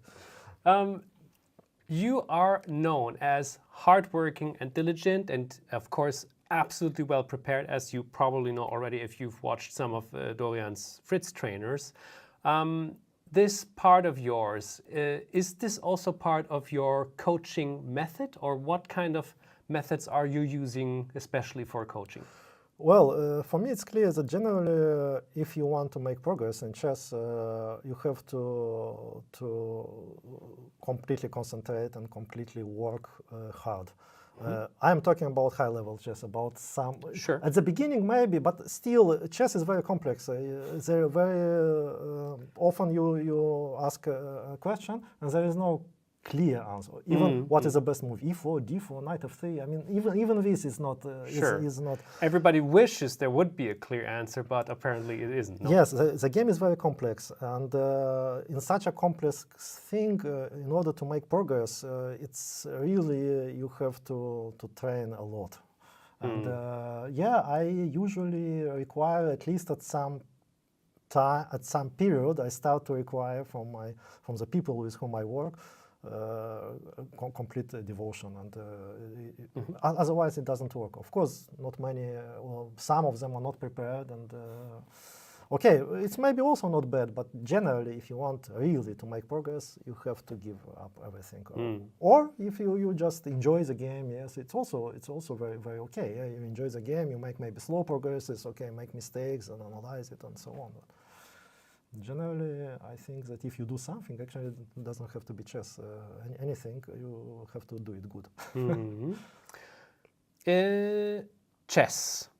What is your golden nugget or the greatest chess advice you can give to every chess player to get better in chess? I don't have a golden advice. I think that it's important to know your own weaknesses.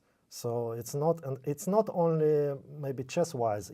Of course, chess-wise is always, but sometimes, yeah, you don't have patience, or you think too long. Why do you think too long? Maybe you don't have enough self-confidence to take a decision. You want to verify it again and again, and and it's good when a coach. And I think this is my strongest part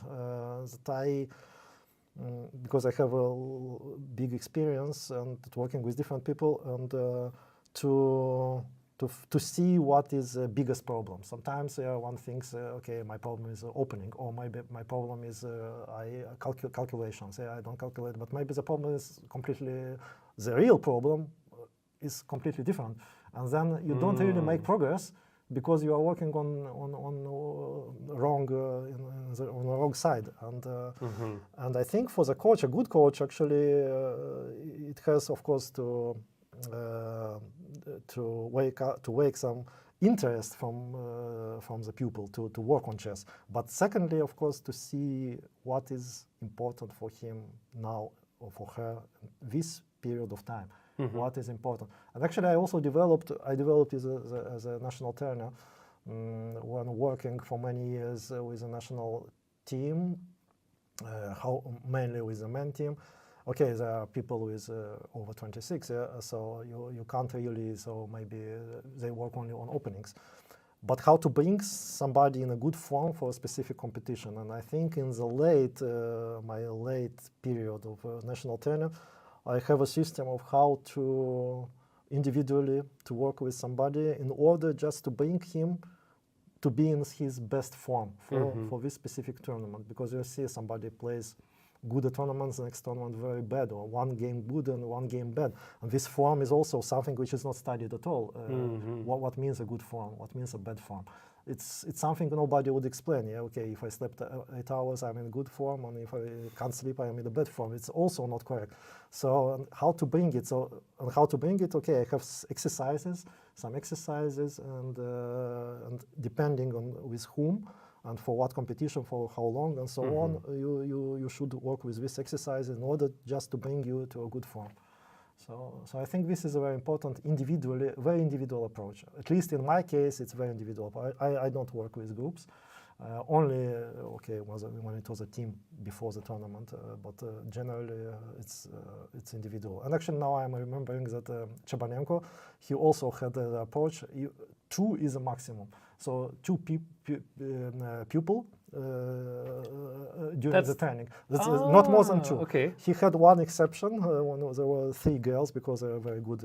They all became grandmasters. 2 of them became grandmasters, and but not more than 2, because otherwise it's the level of concentration you lose, and you always expect somebody else to interfere, and it's not the same.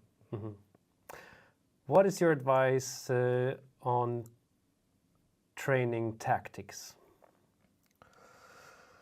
Well, tactics is something like maybe some gymnastics in general. So it's something you should always do, but it's always with different intensity. So you sometimes people think that okay, one or two moves exercises on the high level they are bad. Not maybe for some specific period of time that's good.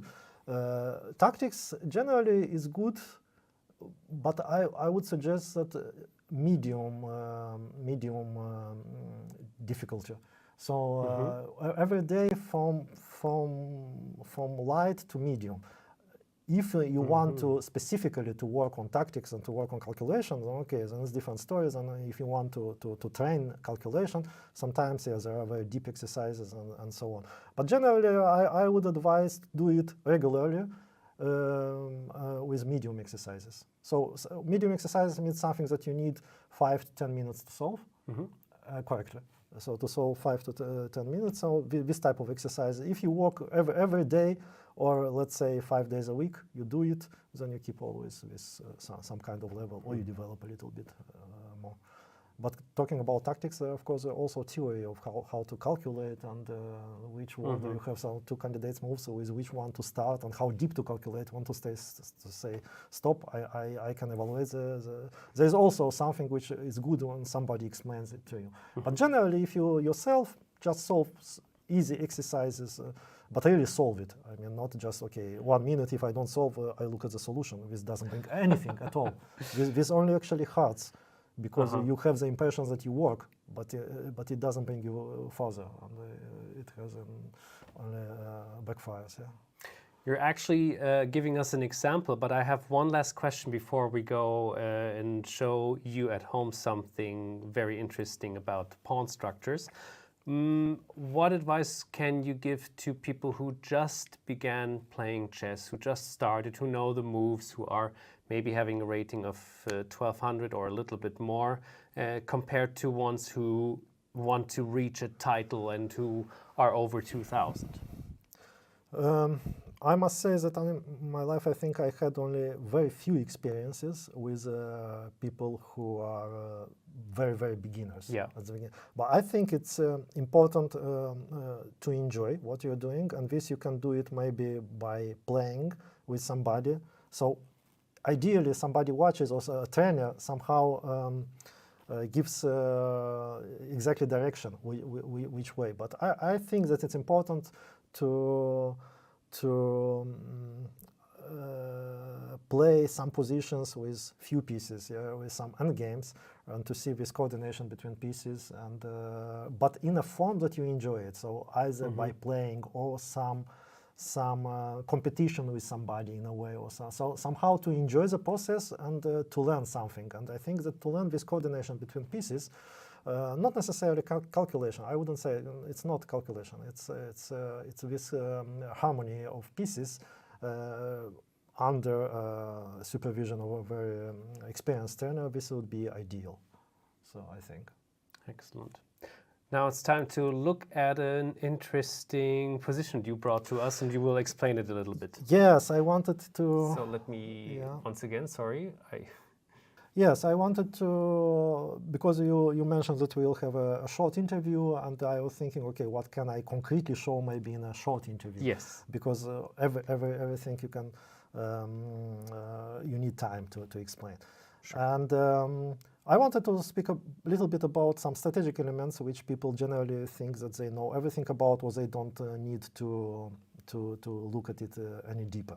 And okay, I took as an example as isolated pawn, isolated queen's pawn, which if I would ask anybody, really anybody, would say, okay, what do you say? What do you know about isolated pawn? I would say, okay, with isolated pawn, I have to avoid exchange of pieces and try to get some initiative, some pieces play. And against isolated pawn, I have to exchange as many pieces as possible in order then this pawn will be a weakness.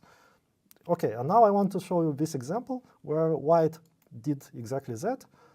This is a classical example. Usually I try to when I'm showing examples to confirm my point, to take classical examples. So this way, okay, this is again floor Capablanca. You can also tell your pupil, okay, who was Capablanca and who was Flor and so on. So you learn some background. But okay, let's see the position. White has exchanged pieces, and he has a strong knight against a bad bishop. Yeah, everybody, you ask, okay, this is a bad bishop on e6, and white has a strong knight. And so white did everything correctly, but the position is a draw. This is just a draw. So it's, of course, black needs some accuracy, and Capablanca showed actually in this game how to make a draw in such a position. So you can learn really a lot from these classical games. Which means that, okay, what's wrong? So indeed, pawn d5 is a weakness. Yeah, okay, but you can attack it twice, I can protect it twice. What else? Black doesn't have any more weaknesses. How can white win? White can try to make the second weaknesses. This would be the standard, but white is not able to create a second weakness. So if we look at the game, and the game is analyzed with modern engines and so on, it is a draw. So which means that maybe it's not just that simple. Exchange pieces, go into a game where it's a weakness. Because we forgot something, and actually this is Chebanenko what we used to say about isolated pawns, that the king of the weaker side is also an active piece, and it can also come and protect the pawn. It's not only that white, I mean the side against the isolated pawn, has an active king. It's also the defending side. And here I would like, I don't want here, of course, to analyze this complex endgame now, because we don't have time and so on. But I would like to go maybe to the next example to see how Karpov was playing, and maybe to draw some conclusions after that. What? Next, yes. So here is a game from Karpov-Spassky. Karpov actually was, he was not, in his best times in 870s and the beginning of 80s, he was clearly the best player in the world. He was a very good strategical player, but he still had some positions which he was extremely strong. And actually, these were positions, according to my observation, this is not something which is a rule or so, that he was very strong against isolated pawns. And you can study, for instance, in 73, I think he played a match, final match of candidates against Korchnoi, where Korchnoi would always play with isolated pawn and Karpov against it. And Karpov would barely succeed to do anything against it. And if you analyze what happens there from the positional point of view, it's very interesting. But okay, let's see this game and see how Karpov here plays. He plays knight e5. Okay, we just watched the game. Yeah, bishop e6, knight takes e6, using a tactical trick. Tactical tricks are always very important in reaching some strategic goals. We don't really realize it, but they very often help a stronger player because he uses these tricks and he reaches his goals, while a weaker player not often makes full use of these small tactical tricks. Here the point is that black cannot take with a pawn on c6, which would be nice for black if he would play next c5. And he would do it normally, but here white has bishop a6 and the rook is caught there. This is justification of taking on c6. So black has to take back with the rook on c6, and now white improves the position in such a way that he forces black to make further exchanges. Black has here to use the moment and to play knight e4 in this moment. If black will play, for instance, rook d8, white goes away. His next move is rook d2, rook fd1, bishop takes f6, and bishop takes d5. And he actually wins a pawn here. So here, in order not to lose a pawn, black has, this is actually the strongest move also according to the engines. So e4, but now, okay, another actually here now interesting tactical trick. Knight e4, attacking the pawn, white, take on the take, and black has here bishop takes a3 apparently, but white also has a, because last resource. This is a very nice tactical trick also. So white again uses this small tactical trick to avoid this kind of simplification. So now black defends, and white triples his pieces. And okay, now we see a position where, again, one weakness can be protected, by 4 pieces. 4 pieces, and only 4 pieces can attack it. 1, 2, 3, 4. And this is what happened. This is what happened in the game. But in this case, we can win this pawn. Very often we can find a way how to weaken the opponent's position, because we want generally, without these 2 bishops, white would win by playing e4, because the rook on d7 is not enough protected. But the bishop on e6 protects this rook, and we need to drive away with bishop and then to play e4. And this is what Karpov did. So, okay, the way he did it, it's also very instructive because he plays first king h2, you will see, and then at some point why he plays king h2 at all, generally.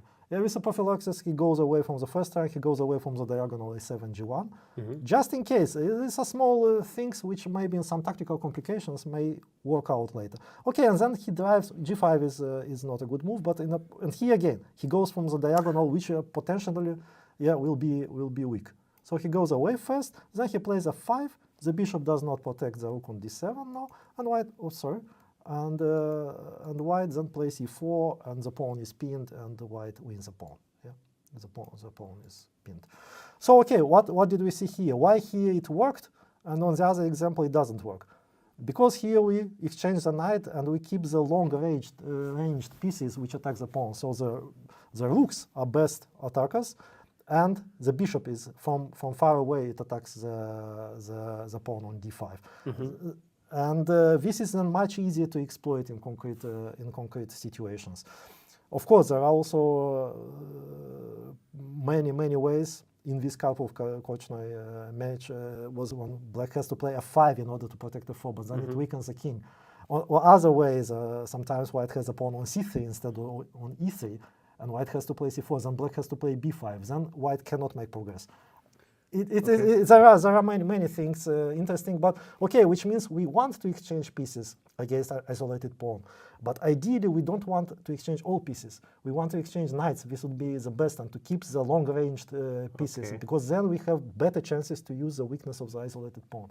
So such small elements, such deeper things help us better to understand the position or some elements from the position.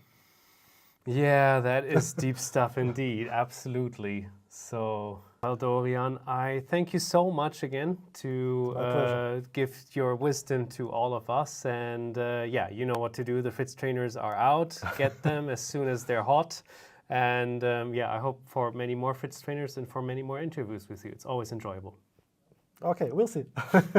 Thank you too.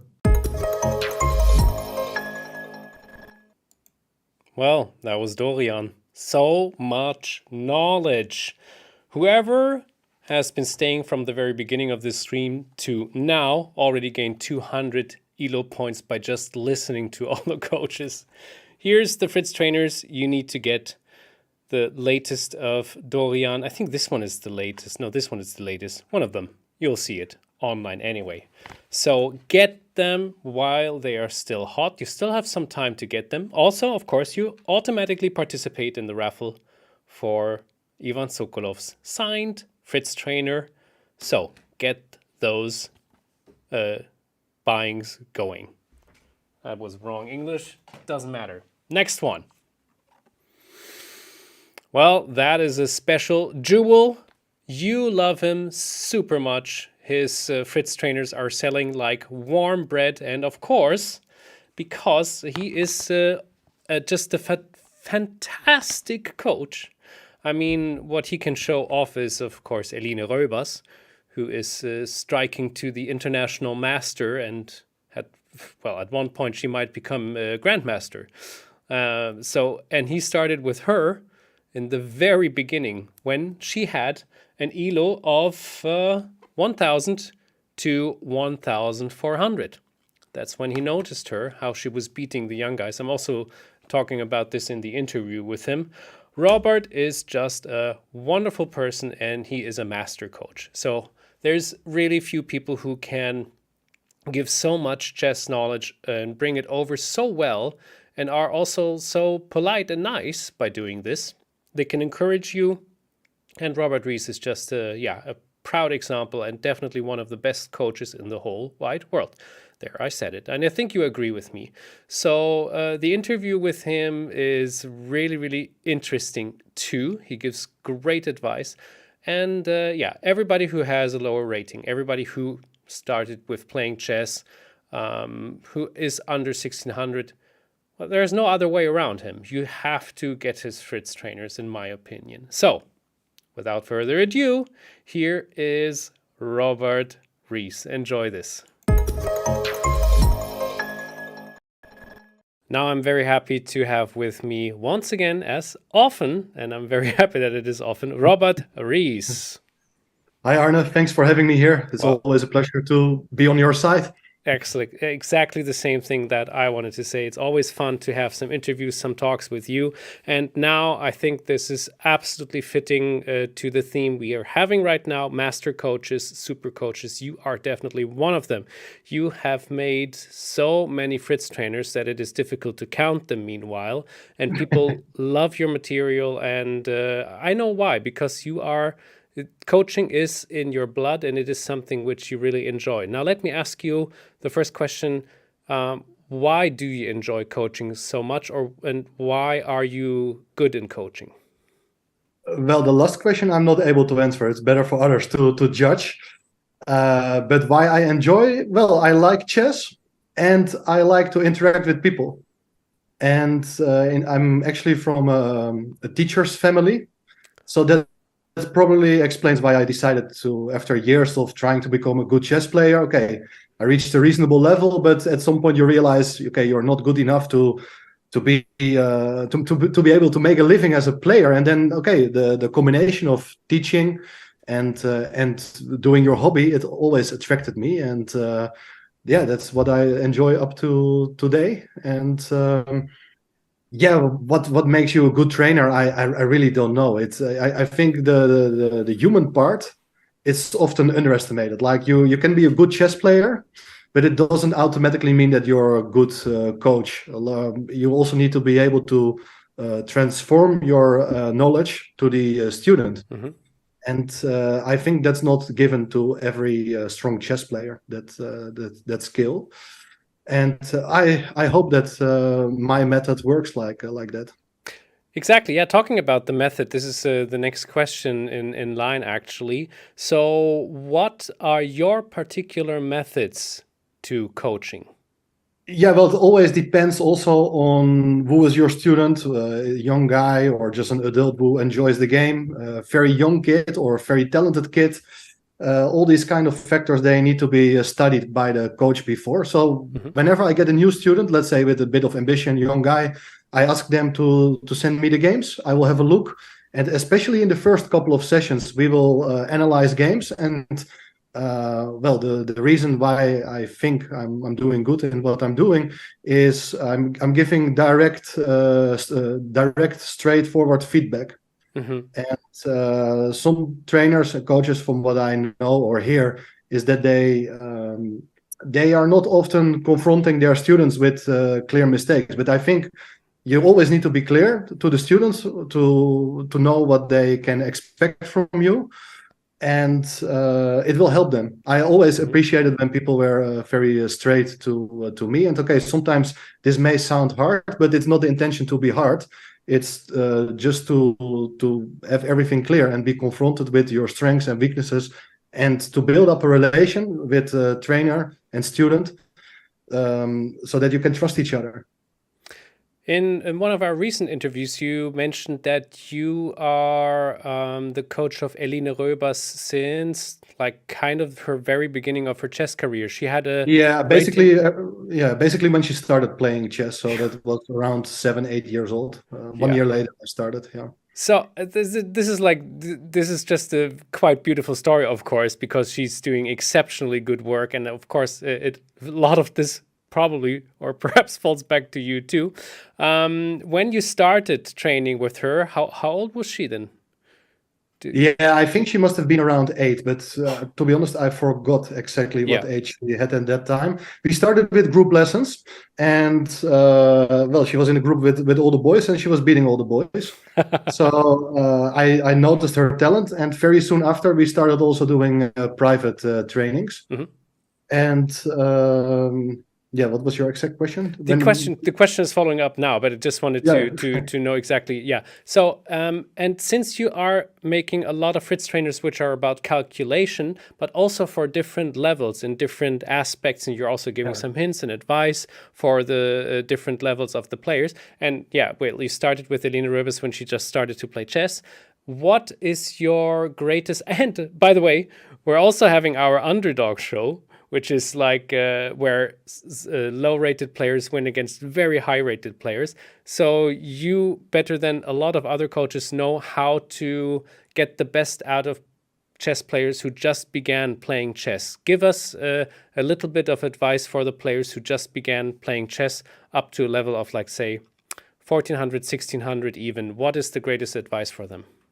Yeah, work on tactics. I mean, everybody wants to study sophisticated strategies and so on. It's great to follow the games of Magnus and following his style and of many others. But I think for beginners, it's all about tactics. I mean, chess is really about tactics, especially in the beginning. So what I focus on with these students is try to look at a position, which pieces are protected, which ones are unprotected. Are you able to attack, capture? I mean, whenever you calculate, you should look in a sort systematic way. You look at what are my possibilities, which candidate moves. You look at checks, you look at captures, and you look at threats, and that's where it all starts. And trying to identify the weaknesses in your opponent's position is absolutely key. Whenever you get a bit stronger, of course, you also have to study what the opponent is able to do. So you have to defend against these threats and try to anticipate them. But basically, it's all about tactics. And that's what I actually emphasize on my two newly published DVDs for calculation training for, let's say, one volume is about rating 1000 till 1400 and the other one 1400 till 1600. Yeah, excellent. And coming from that, what is the best advice for players who are roughly touching the 2000 or even want more, like reaching a title, for example? Of course, it's the tactics, they are not over when you reach 1600, so you should also still be able to work on them. But also positional aspects are more should be taken more seriously. Study pawn structures, try to read what the pawns are doing. It will give you more inside information also, where you should place your pieces. If a knight is supported by a pawn, can already make a very big difference compared to situations where it's unprotected. If you move a pawn one square further or keep it on the square, it really impacts the placement of the bishops, open files. These kind of things, they will really help you to get till 2000 level, I would say. When you are coaching, how do you use engines, and what advice can you give to the people who analyze with engines themselves? Well, it really depends. For, let's say, players still like 1600, I would suggest not to look too much. I mean, in a sense, it's always good to look, but only try to get the information when the engines are really jumping from, let's say, 0 to +4 or something. But if you have a, let's say, quiet type of position and the evaluation bar is something between 0.5, 0.6, not much is happening, the engine is not going to explain you anything. So better turn it off. But for checking your mistakes, that is the best thing to do. But don't make your own interpretation on it.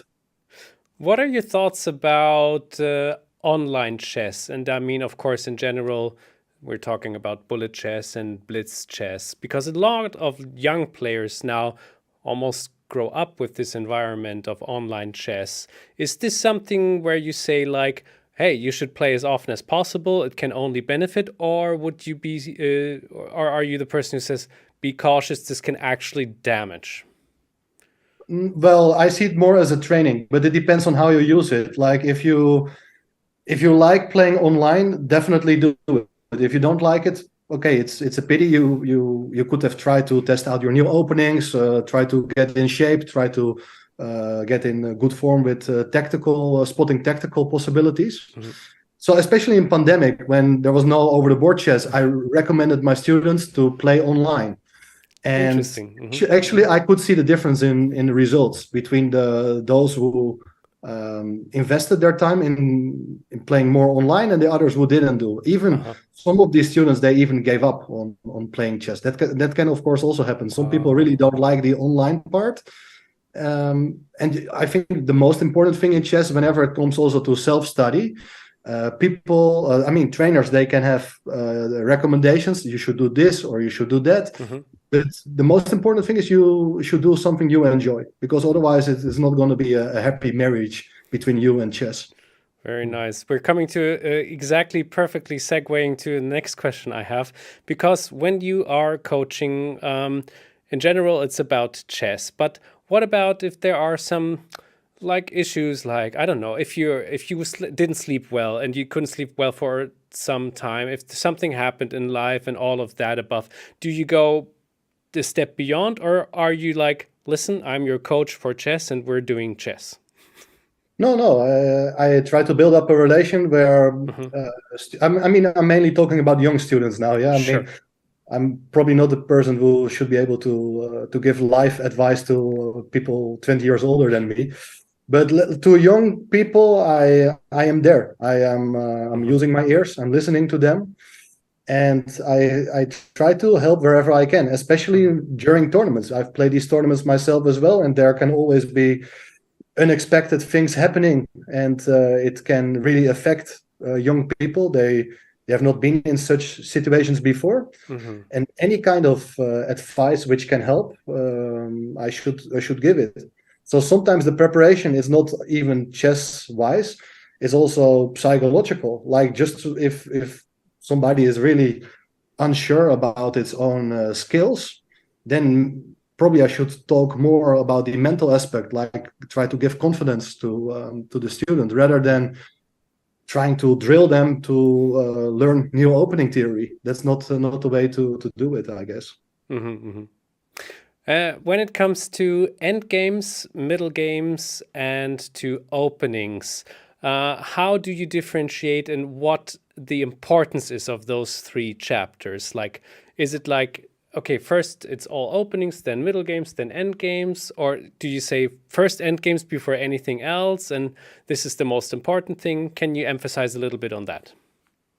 Very difficult question. I think agree. Personally, I liked always studying openings on my own. So that's where I spend a lot of time on it. And by studying openings, I just click through thousands, millions of games probably in my life. I've seen so many things.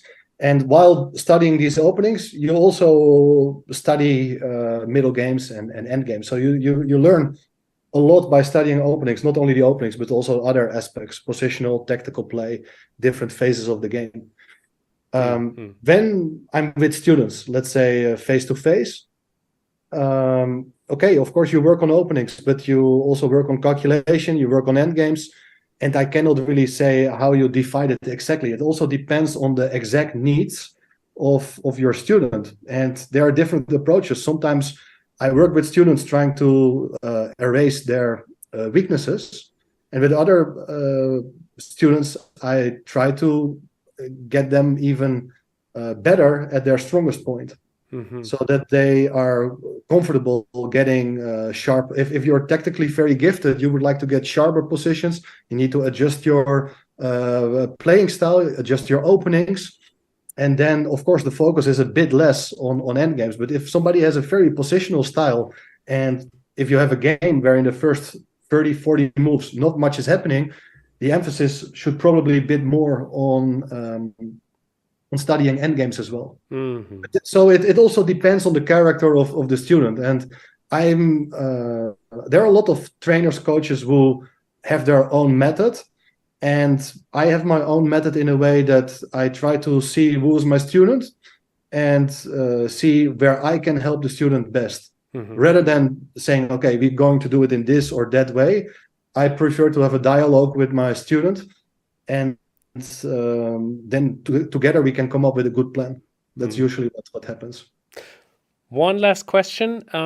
Calculation is one of the things you concentrate heavily, and you are very, very good in giving the message to the people who are viewing your Fritz trainers, for example, and obviously your students too. What is the greatest advice for all chess players when they are studying or when they're going deeper into the calculation?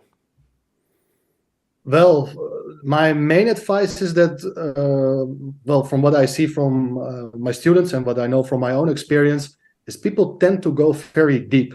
But usually the mistake is made at an earlier part of the line. So when you have a position in front of you, look at as many candidates' moves as possible. You do the same for your opponent, and while trying to work out a line, on the second or third move, people, they go very deep, like it's a forcing sequence. Very often it's not the case. And there are also on the second or third move, there are a lot of options. So rather than going too deep, my advice is try to not go too deep and just orientate yourself on more candidate moves, on more ideas, because then you will get to see more in a position. When compared to lines where you go too deep too fast, it's very likely you're going to miss something, and then all the efforts are in vain. Robert, as always, it was an absolute joy. And for you at home who are just watching now, you know what to do. It's the hot discount days, so get those Fritz trainers. And yeah, Robert, I can't wait for the next time we have an interview or a show or something similar. Thanks. Very nice. Thank you, Arne. Robert Rees.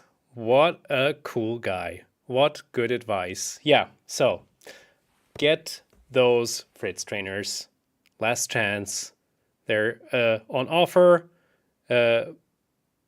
Oh, Mark, you're awesome. Yes, you did the right thing. Your favorite Fritz trainer, and I agree. He is exceptionally good in explaining so many things. So yeah, go for it, and you automatically participate in this raffle of the Ivan Sokolov Fritz trainer.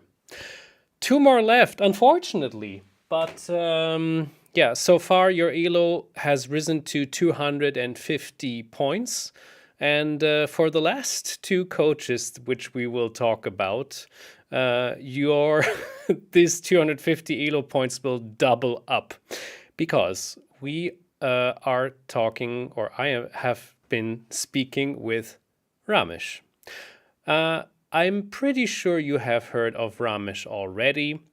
If not, I called him, and I hope this is becoming a thing, I called him the Pep Guardiola of chess, which means that he kind of invented chess coaching newly, and he is a chess coach or a chess trainer by heart, and considered one of the world, if not the world's best chess coach. That'll say something, right? Now, unfortunately, there is no Fritz trainer out with him yet. At the very moment the Fritz trainer with Gukesh came out, which is quite successful. But, so let me tell you a little secret, just between you and me. There is a chance that Ramesh will have a Fritz trainer with ChessBase. Yeah, you heard it correctly. I think some of you are jumping out of the seat like, wow, that is actually pretty fantastic. The amount of value he's giving is incredible, and he is just overall a fantastic person. We were eating something together, and he was talking about the world, about the situation. He always tries to find something good. He's generally optimistic, which I appreciate a lot, and he's just like fun to be with, because he's one of those people you just feel good around.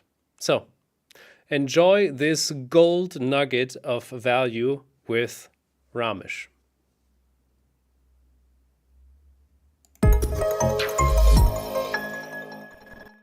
Hello, with me today, nobody else than Ramesh. Thank you for being here, Ramesh. Yeah, my pleasure, Arne. Well, yeah, I am absolutely excited to talk with you, of course, because you have the chess coach kind of in your blood, flowing all the time, non-stop. You are like almost like the sign of a chess coach. Now, let me ask with a very maybe simple but also difficult to answer question. Why do you love coaching so much? Yeah, there are many reasons I would like to say. One is when I was a player, I realized I had no clue about my approach, whether I was doing the right things or not. And it was all trial and error. And I really wish there was someone whom I could reach out to when I was not clear on a major issue that was bothering me. And there was simply no one to reach out to. And back then in India, we did not have chess literature as well, access to chess literature. And we are talking about the pre-computer era as well. So the right information was really scarce. And when I realized like with proper guidance, I could have done probably better as a player. And I was also realizing most of the players around me were in the same boat like me.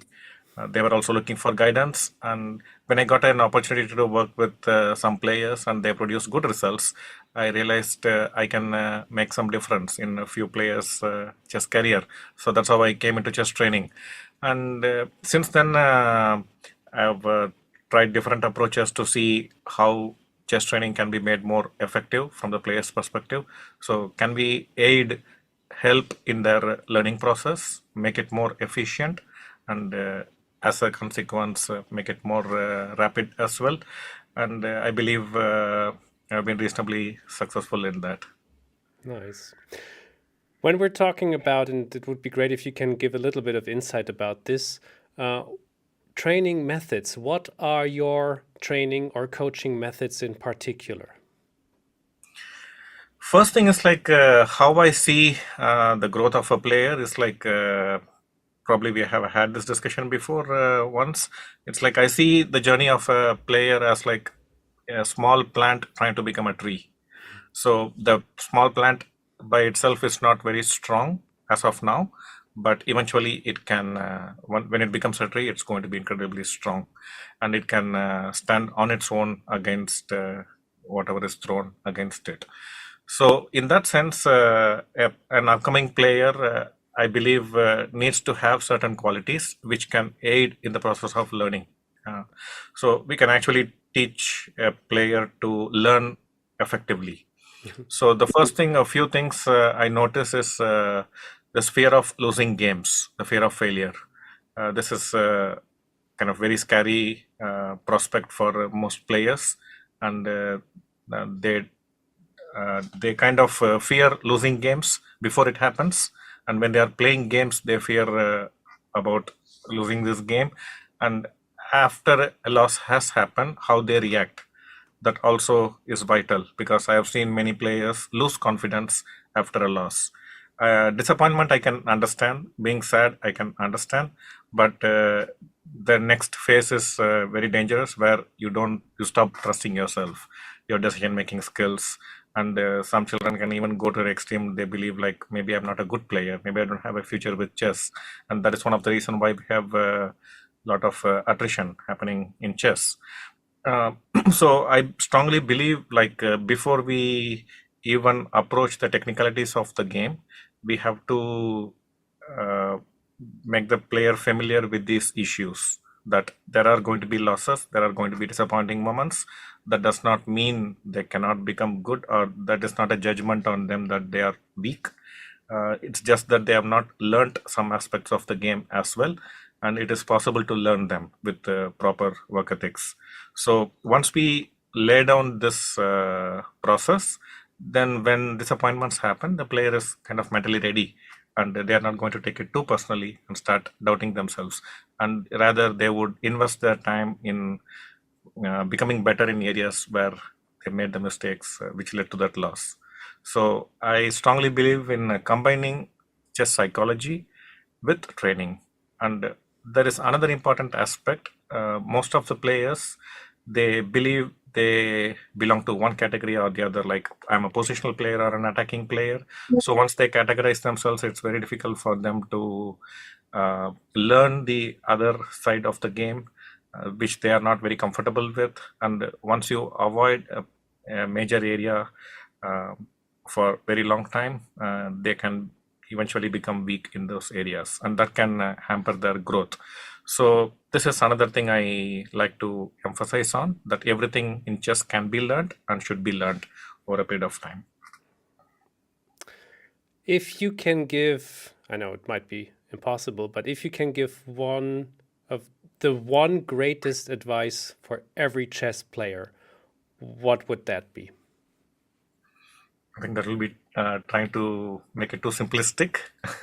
I don't think there is one secret pill for success, but if there is one aspect I would like to emphasize on, it is we should deserve success rather than just dream about it or feel entitled to. So we have to deserve success through our chess growth. We become strong and we become deserving of success, which we are dreaming about. Wonderful. How do you train, or how would you supposedly teach tactics?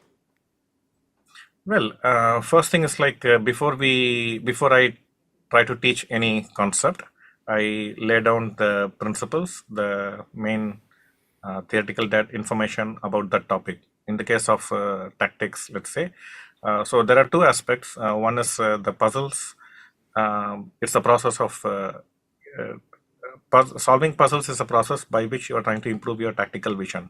By tactics, I mean the ability to sacrifice. Now, there are players who are quite comfortable sacrificing material, playing with material imbalance for even a long-term compensation or an attack or initiative or quick development for various reasons. But there are many who don't feel comfortable playing with material imbalance position. They would feel very comfortable when the material is equal. So for such players, I believe working on their tactical understanding, tactical vision is extremely important, because for them, this would appear like an unnecessary risk that can be avoided. Sacrificing material for unclear compensation, for not clear outcome. So especially for such players, I believe working on tactics is extremely important. So this is the kind of explanation I give to my students. Like, if you feel not comfortable playing with material imbalance, it makes a lot of sense for you to get familiar with it at the earliest possible before you start believing in this concept too firmly, and then it becomes very tough to change later on. Once they firmly believe, like, I am not good playing with material imbalance, it's very difficult to change them.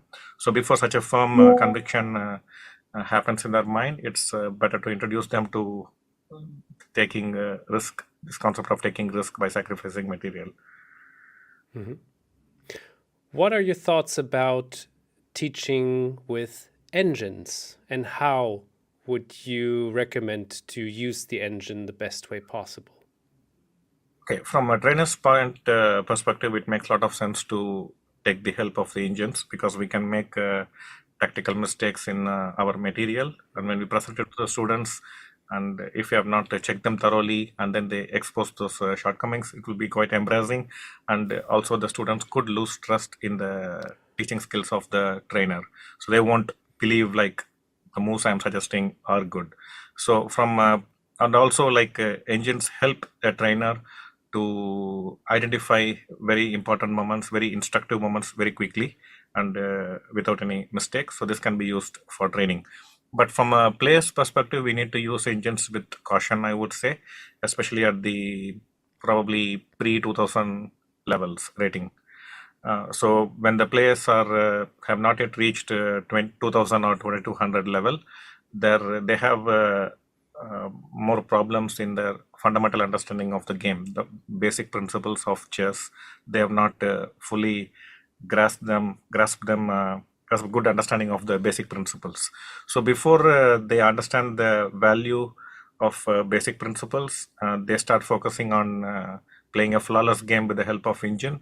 It's not going to work. So it will rather shift their attention away from focusing on the principles to playing blunderless or without playing chess without mistakes, which is not going to happen until they learn good grasping of the fundamental principles.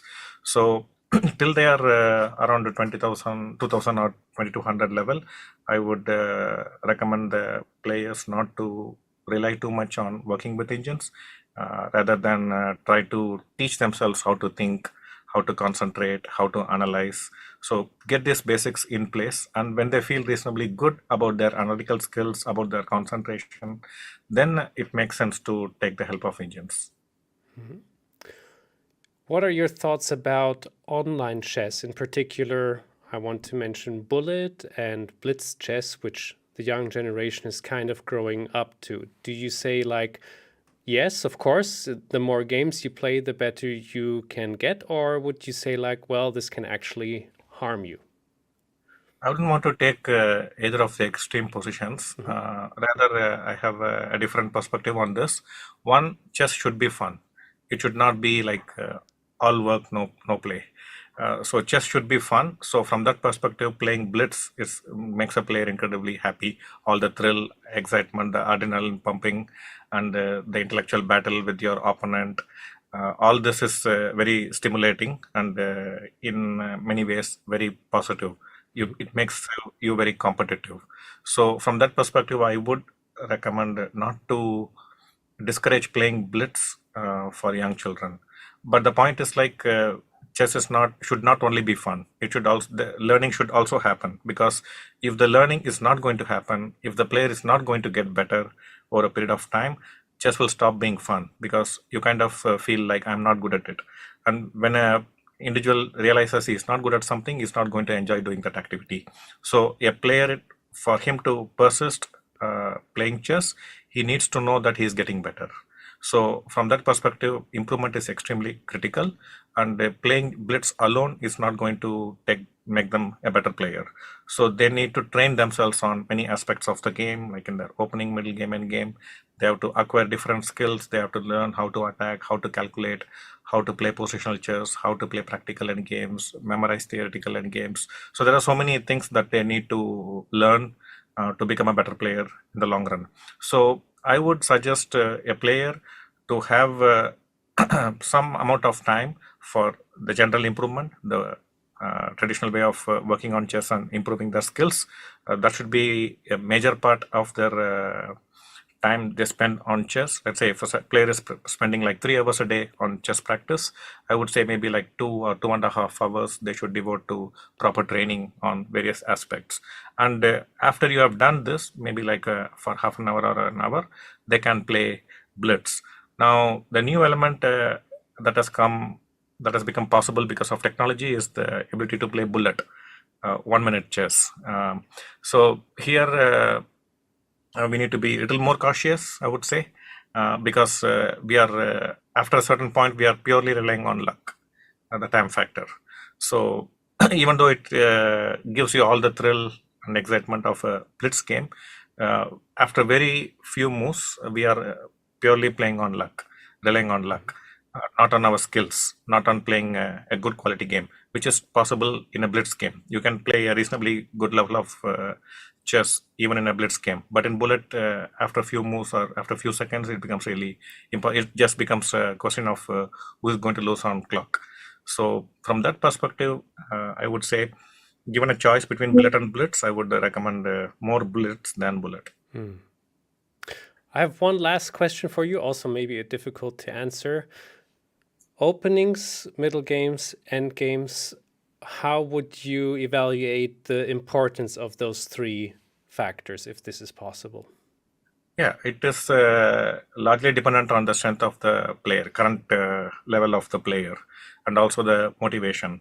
For someone who is on the decline, or someone who is stuck, or someone who is growing, and at what level we are talking about. And generally I've seen players about 2650 or 2700, they are largely focusing on their opening work, trying to get build a good repertoire, a more practical, effective repertoire. They spend most of their time with chess on opening preparation, which I don't agree with fully, but it makes sense because they have already developed a very good analytical skills. They are reasonably strong already, so they can have the luxury of ignoring their middle game, getting better in their middle game and end game play, and focus more on openings. But for players below 2400 IM level, I would definitely not recommend working too much on their opening skills or broadening the repertoire, so to say. Like if you're an E4 player, you don't have to add D4 when you are still at the level of 2400. Rather stick to E4.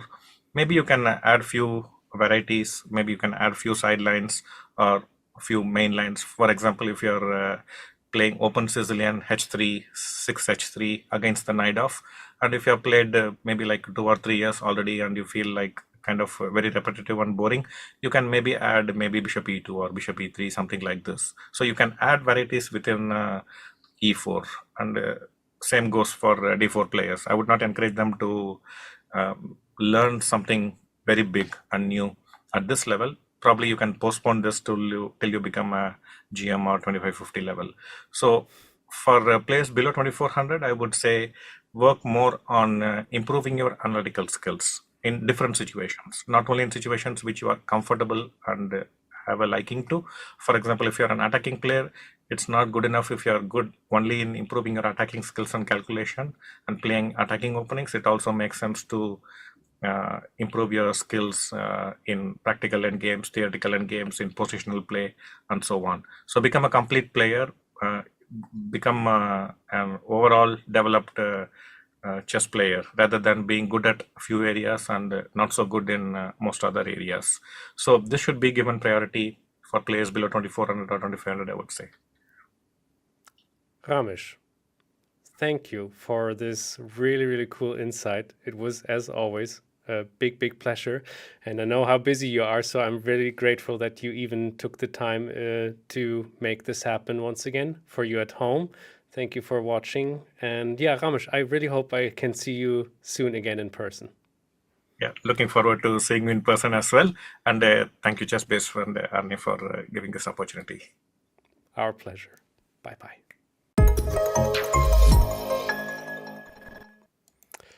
Well, that was Ramesh. Can you feel the elo already rising in your blood by just listening to this piece of advice he gave to us?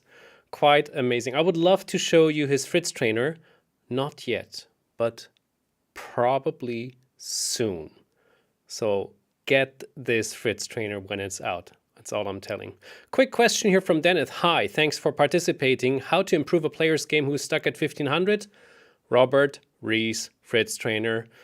We have discount day at the moment. Get it now. You automatically participate in a raffle as well to get a signed copy of Ivan Sokolov's Fritz trainer, which would also be a great improvement. But Robert Rees, that's exactly to get into to improve your rating of roughly 1500 and get better at that. Now, we're at the end of our show almost, because there's one last superstar in our stall. Rustam Kasimdzhanov.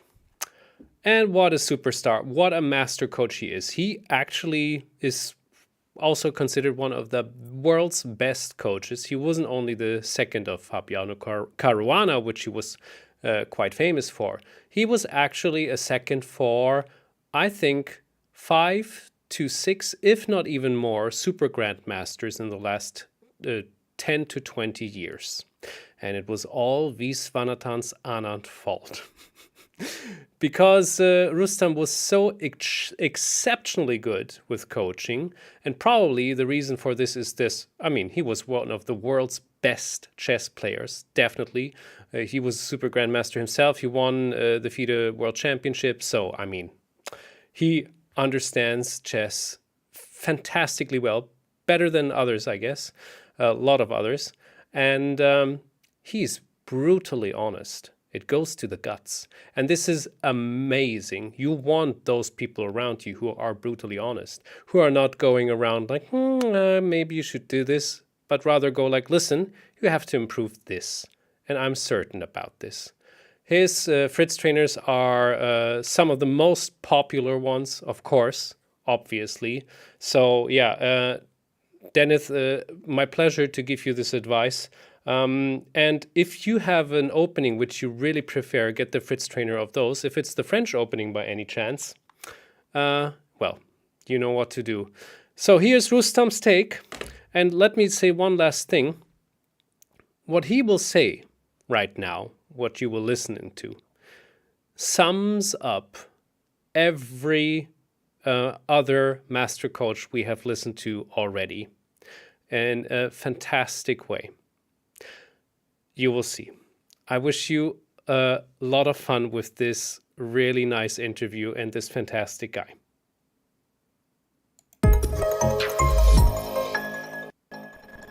with me, nobody else than Rustam Kasimdzhanov. Thank you for being here, Rustam.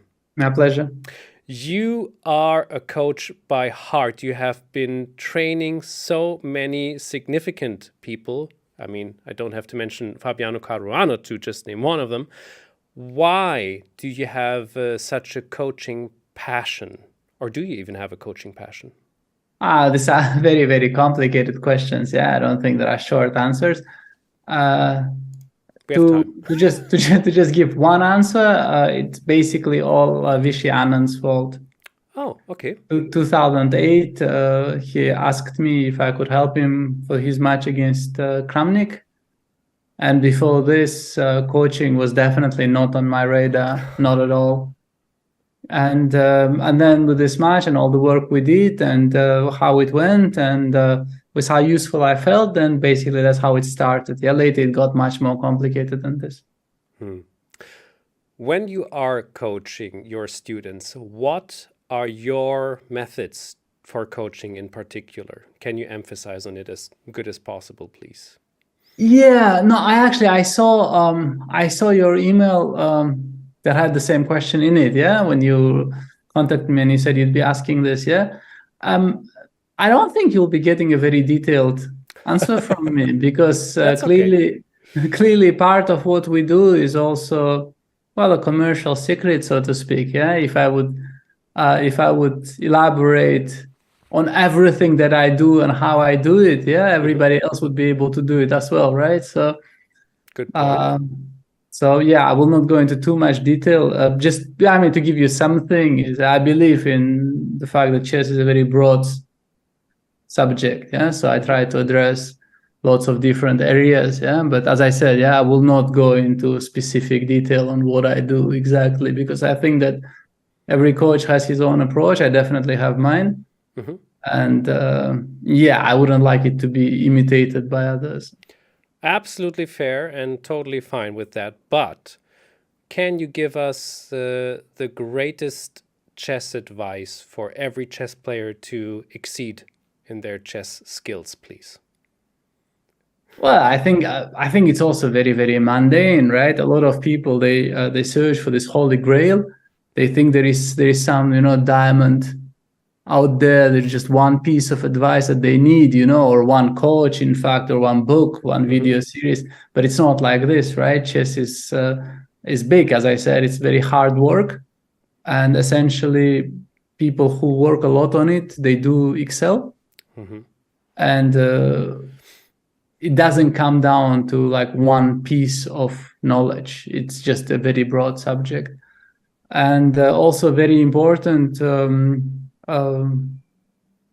Last years I deal with this a lot. People should have realistic expectations of what can be done with learning, right? I mean, there is it's not as straightforward as a player works on his chess, he gets better. Yeah, other things they get into the mix as well, right? If you are 50 years old and you decide to take up chess, then your limits will be different from somebody who starts at the age of 5. Yeah, there are lots of other things that are important. And one I think has to be realistic about this. When you would make a tier list, where would you put openings, middle games, and end games, and why? Let's say from strongest to weakest, or the other way around. I think it's one of those impossible questions, really. Yeah, it's like if you would ask a tennis player, could you rate the importance of serving and forehand and backhand? It's just an impossible question. I think all of these things are very, very vital, right? You cannot be a good player without knowing your openings. You cannot be a good player without being able to play the end games, and definitely not without understanding what you do in middle games. Yeah, I think the chess that's why it's so big a subject, because you need all of these things. When you have, when you would train a student which is a chess beginner, what would be the best advice for them to train? This is easy. I have zero experience with beginners. I have zero experience with beginners, and I also don't have experience with, for instance, children. Okay. Oh, okay. And whenever I'm asked either to work with children, to work with a child on chess, or to give advice to beginners, I always say that surely people who have experience doing this should be doing this, right? I mean, should give advice on this because I just don't know. I mean, I think a stronger player does not automatically make a stronger coach, especially for beginners, because I think that you need very specific approaches probably. And there are people who are not great players themselves, but who have had a lifetime of experience teaching beginners and being very good at it. And I had a great coach myself when I was a kid, and I'm pretty sure there are other people who had great coaches when they were kids, and these are the people who can give children their love for the game, can motivate and so on, and I've just done nothing of the kind in my life, so I'm really not the person to ask. Sure. When you mentioned that you had a great coach, or probably you didn't only have one coach, what was one of the best advices your coaches gave to you to get in chess where you went to? I think my first coach did he introduced me to an open way of playing chess. So play chess in a natural way, play e4, play the Sicilian, play open games, play for the initiative, play for the attack. And I think this is a good way to teach chess. I think the beginning should not be knight f3, g3. It should be like open games, and I think this is better. I think you can learn the other, or try to learn the other parts of the game later. But I think it's very useful if you start with open games with dynamic positions. I think it's a very kind of juicy way to learn chess, and for this I'm grateful. My later coaches, then they kind of introduced other parts of the game, and I'm not sure how useful that was. Like when I started playing knight f3, g3, b3, I never really got into this, and I think maybe it kind of disturbed my chess development a bit. So I think in general, this kind of, I'm really grateful for this, for being introduced to sort of nice open chess in the very beginning. How do you train tactics? Oh, I just solve a lot of exercises. Online or books or both? A lot in general, but mostly online, because there are simply many more online. I mean, I can find 100 exercises online before I can go find a book on my shelf. So it's just more convenient. But I solve a lot of exercises, and that's how I also stay fit now. When I don't really play chess anymore, but every now and then I have to, so it's kind of useful to stay fit. Yeah, it's like exercise, like going to the gym, kind of.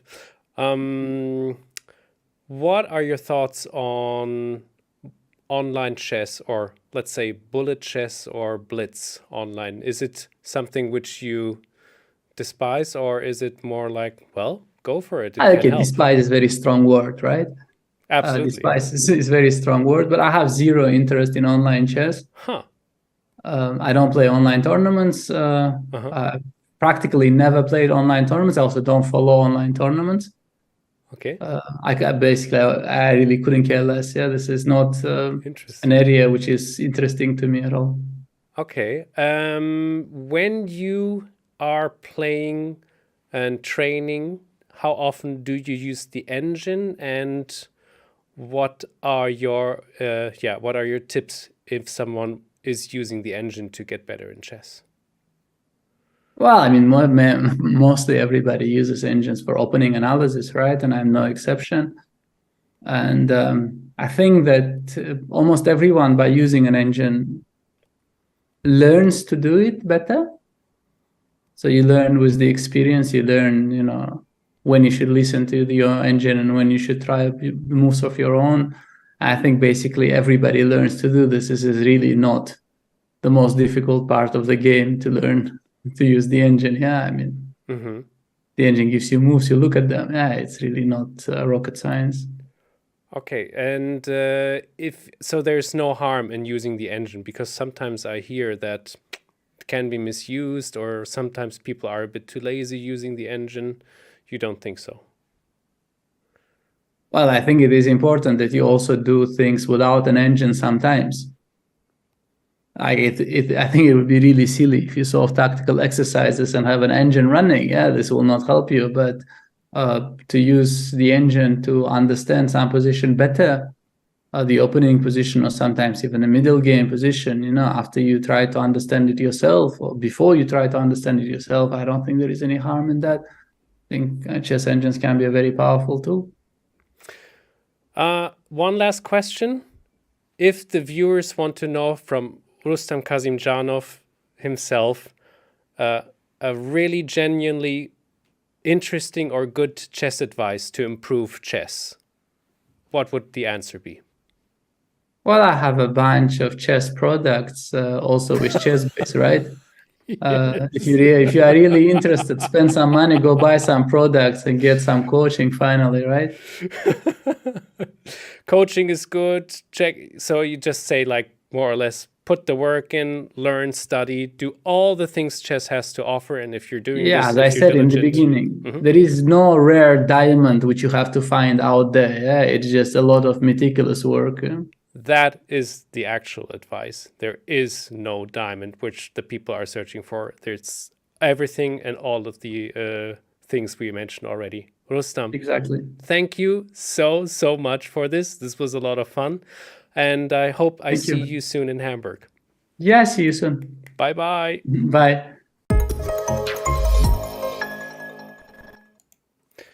That's it.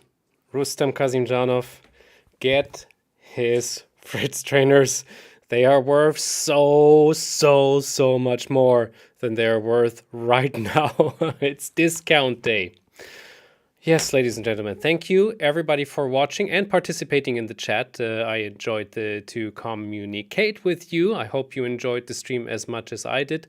I'm pretty sure by now you have plus 500 ELO points by just watching everything. You can rewatch all the videos because they will be public on YouTube. I mean, it's worth rewatching them all the time, in my opinion, and it helps you to decide which Fritz trainer or which advice is perfect for you. So, thank you everybody, and see you soon for the next time.